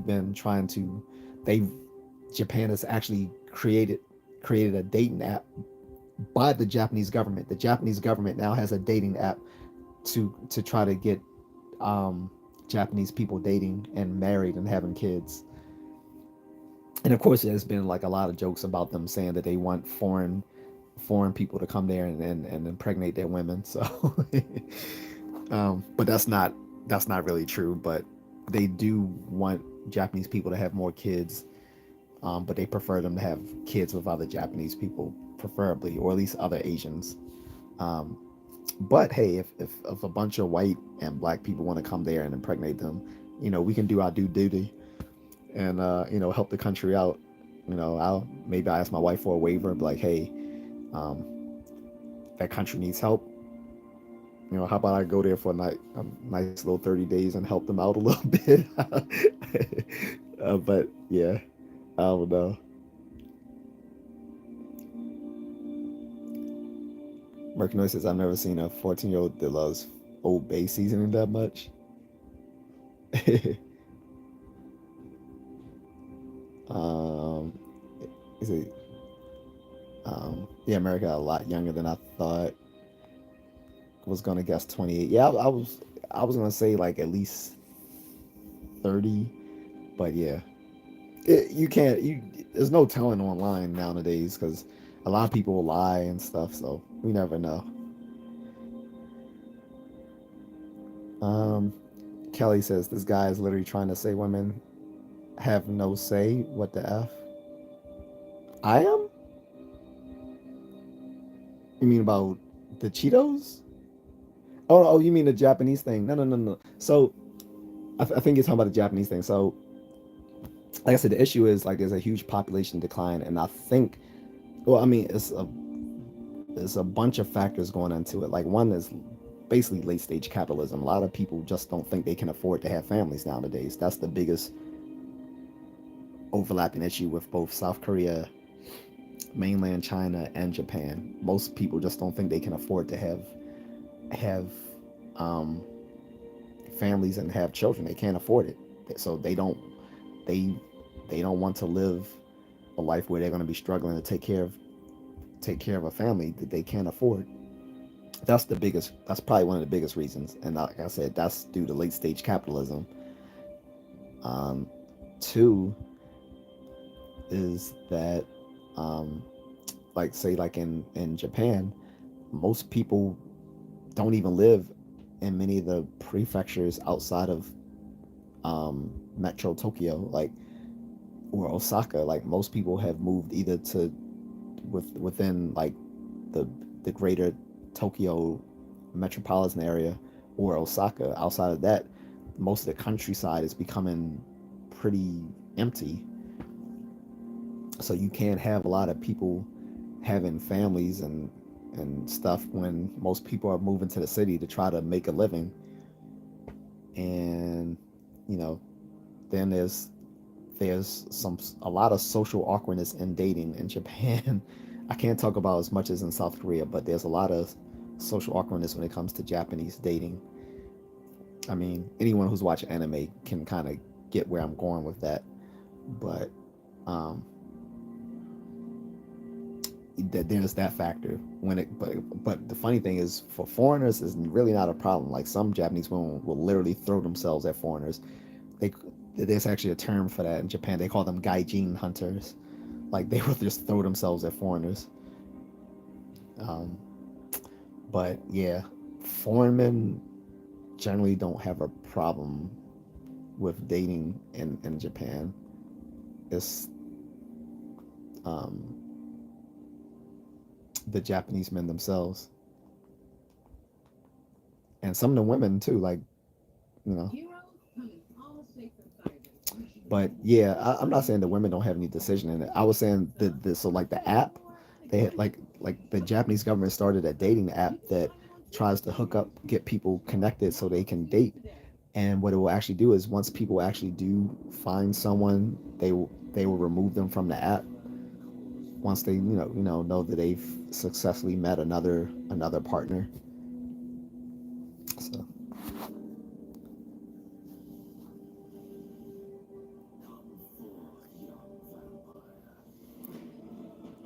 America says Old Bay is the best season in the world. um, oh, Kelly says on his other live. Oh, okay, I'm sorry. Aziz says hello, bro. What's up, Aziz? Hannah says sup. Darkness. Trying to say I'm, trying to say I'm Charlie Murphy. I had to switch to lo-fi, by the way, guys. They actually ended, which means I've been on this way too long. So that was like a 3 hour ambient music program. So I switched to this Star Wars lo-fi, and that's literally what it says, Star Wars lo-fi. But I'm about to go anyway. GJ says, yes, my Nicaraguan cigar and Irish whiskey. Oh, so yeah, okay, so you have a little taste. I don't smoke cigars. My father does, which I kind of wish he didn't because I think his like nothing against it, but I just think it's unhealthy in his 60s for him to be smoking cigars and drinking whiskey. Like he's not George what up that guy's name who lived to be like 100 years old. This old Jewish comedian from back in the day, but I don't think it's healthy of him to do it. And I mean, it's a he drinks expensive liquor and really nice cigars. I think he even got some from Cuba, but um, it's not healthy. So don't. So I hope you don't do it too much. TJC says, "Can you go back to the ambient gunfire noises?" I wasn't even sure anyone heard it when I kept asking yesterday, could people hear it? No one gave me a response that they could hear it or not. Um, but I'm about to end this anyway, so I'll have to play that another day. TJ says TJC says it is unhealthy. I get a couple of years, so I enjoy it. Okay, I mean, if it's just a vice you do a couple of times a year, that's cool. I don't know how often my father does it, but I don't think it's good for him. But that's his life. So, America says, well, Old Bay is the best aside from salt and pepper because you can put Old Bay on practically everything. I mean, they put it on goldfish and it's pretty damn good. Yeah, like I said, my wife loves it in the Philippines. Like I brought a huge bottle of it, and she started putting it on chicken and stuff. So, but with that, guys, I think I'm gonna wrap this up. Unless there's any last questions or comments. Again, this was my Ask Me Anything day. Like I said, I always promise, like every week, I'll do like a Ask Me Anything sort of day. So that was today. Tomorrow, there'll be another specific topic. So we'll just do that. Plus, I'm hungry, so I need to go get something to eat before it gets too late. Um, but other than that, guys, I'll talk to you all then. But I'll give it a few seconds in case anyone had like a last question or comment, because sometimes people are writing stuff right before you're about to go.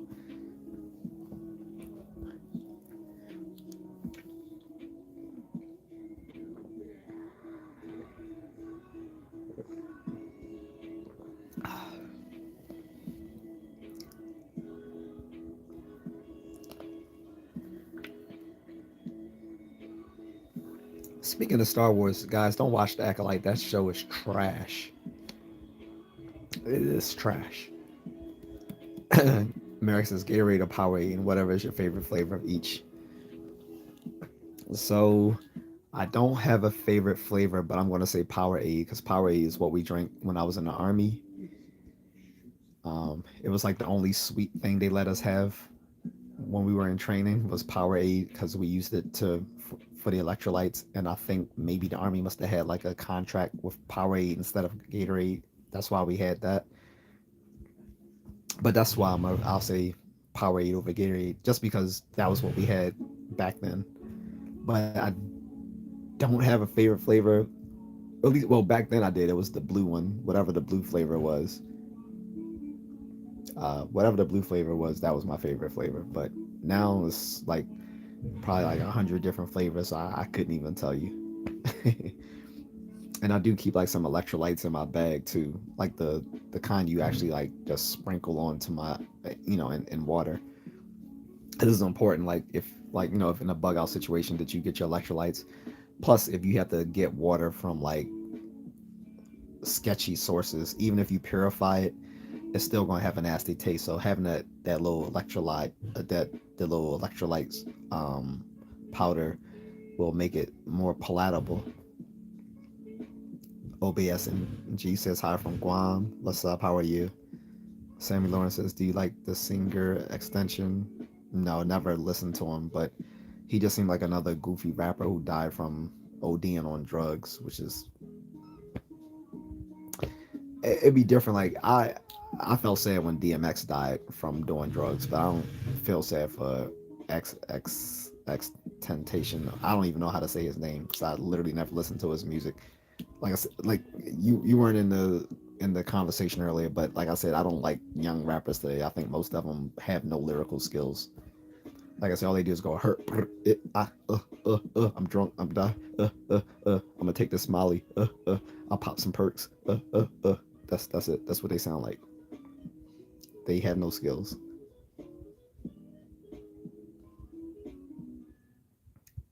I thought he died. I don't remember if he died from drugs or whatever. Again, I don't know. They all sound alike. They all look alike. They got the little goofy looking dreads. They all look they all look effeminate. I I'm sorry. I'm I'm not the right age category to have that conversation with you about it. Got shot probably doing something stupid. So it's unfortunate that so many of these rappers within the last 10 years got killed for stupid reasons. Like a lot of them did. Like a lot of these drill rappers, a lot of these rappers who were getting high, um, and then you know, once you become a public figure, a celebrity, you need to make adjustments in your life accordingly so that you can have a long lasting career or at least not still be in the streets. So that's all I can say.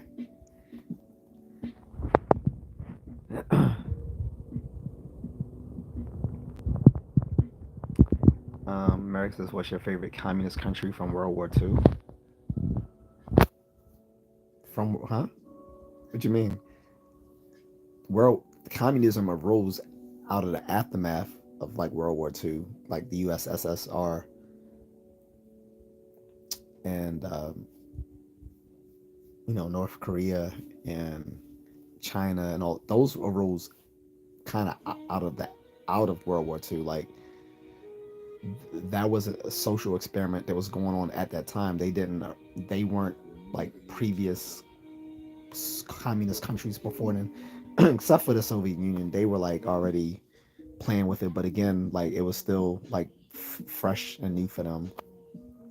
China decided to copy them, um, their Marxist Leninist government with Chinese characteristics, is how they call it.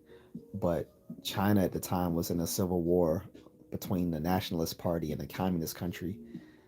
At the time, the Nationalist Party was actually more prominent, but they lost a lot of a lot of their leeway, fighting in World War II. They were actually on our side. They were part of the Allies. But as they lost a lot of people, the Nationalist Party fled to Taiwan and set up, the Republic of China there, which is now Taiwan there. Whereas the Communist Party pretty much took over all of mainland China, and that became the Communist Party of China, the CCP. Uh, North Korea likewise had their schism, which was another civil war, which we got involved in, which was the Korean War. It never officially ended. There was just a treaty signed between North Korea and South Korea, but officially the war is still on.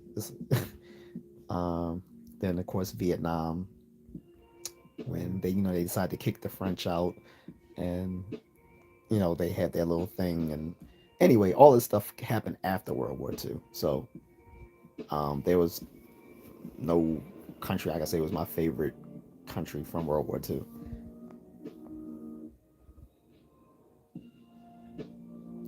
America says, I think he was trying to buy a motorcycle or a car and he got mugged and shot. But again, if I'm a celebrity, I'm not going to be somewhere sketchy. Like, you just have to think differently as a celebrity than when you're just a regular person. Like, when you're a regular person, that's going to happen. But you have people are going to people are going to look at you at a different way once you're a celebrity. You have to move differently as a celebrity than as a regular person. Of course, there's always going to be people like, oh, he a rapper. He probably got some money. Plus, if you're wearing like a lot of jewelry and stuff like that, or expensive clothes, you're riding expensive cars, people are going to see you as a target. This is stuff that artists should know. So, I mean, it's unfortunate that he died, but again, there was a lot of rappers who died within the last 10 years, the young rappers, not the old heads, like the young ones, because apparently they don't have people looking out for them at these labels, like, you know, schooling them.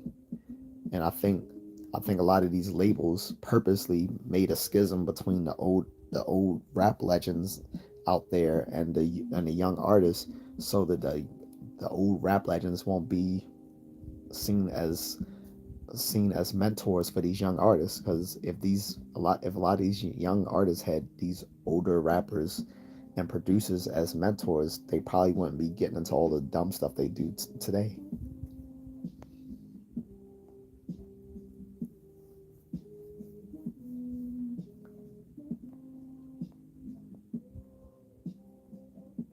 But again, I'm the conversation about these young rappers is not really a conversation for me because in my 40s, so really don't care about rap stuff anymore. It's, to me, that's like something for young people to discuss.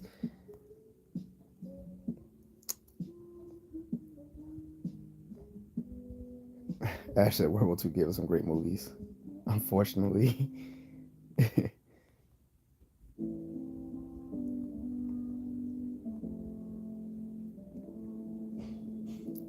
Sam used to seem kind of attached to that. Not the I'm not the person to have that conversation with. I don't care about rappers.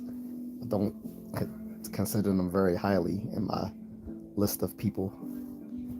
I think most of them get into easily avoidable trouble.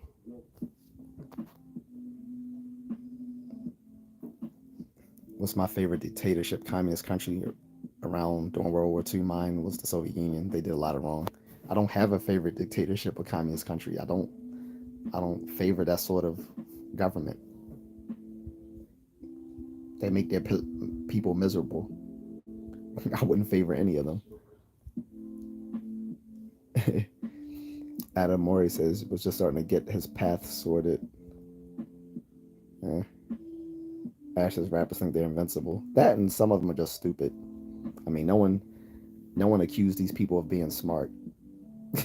There are, but don't get me wrong, there are some very smart rappers out there, but some of them don't even advertise the fact that they are pretty well educated. You wouldn't know that people like Lil Jon is well educated, or David Banner has a master's degree.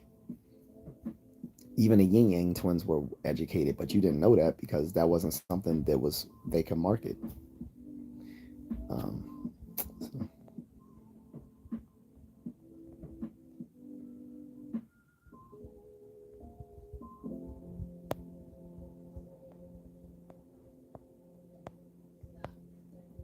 so anyway, I'm gonna go because I'm not interested in talking about rappers who aren't even like, you know, they're not. To me, they're just not talented. So I don't care about them. To be honest, not trying to be rude, but it's time for me to go. And you guys are talking about stuff that only like teenagers would care about. I don't care about stuff like that. So maybe we can do a topic on just hip hop and favorite. Like I literally did do a stream 2 or 3 weeks ago when I asked people who were their favorite rappers. But maybe I can do a stream like that again for another day. But I don't care about these people. Most of those rappers suck to me. They can't rap. They look effeminate.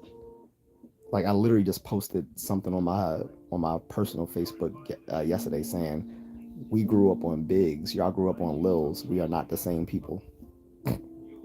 I grew up on Big L, Big E, Big Pun. Y'all grew up on Lil XXXX, blah blah blah, Lil Uzi Vert, and all these other little Peter Puffers. Like, sorry, they look, yeah. So,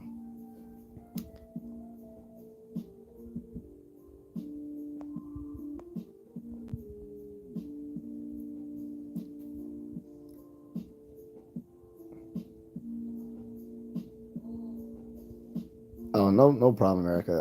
I didn't catch I didn't catch the sarcasm. Sarcasm is hard to put across in writing as opposed to when you're like talking. So I didn't get it, but obviously I don't favor any communist country, but um,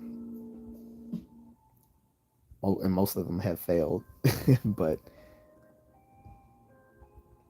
anyway, uh, that's a wrap for me, guys.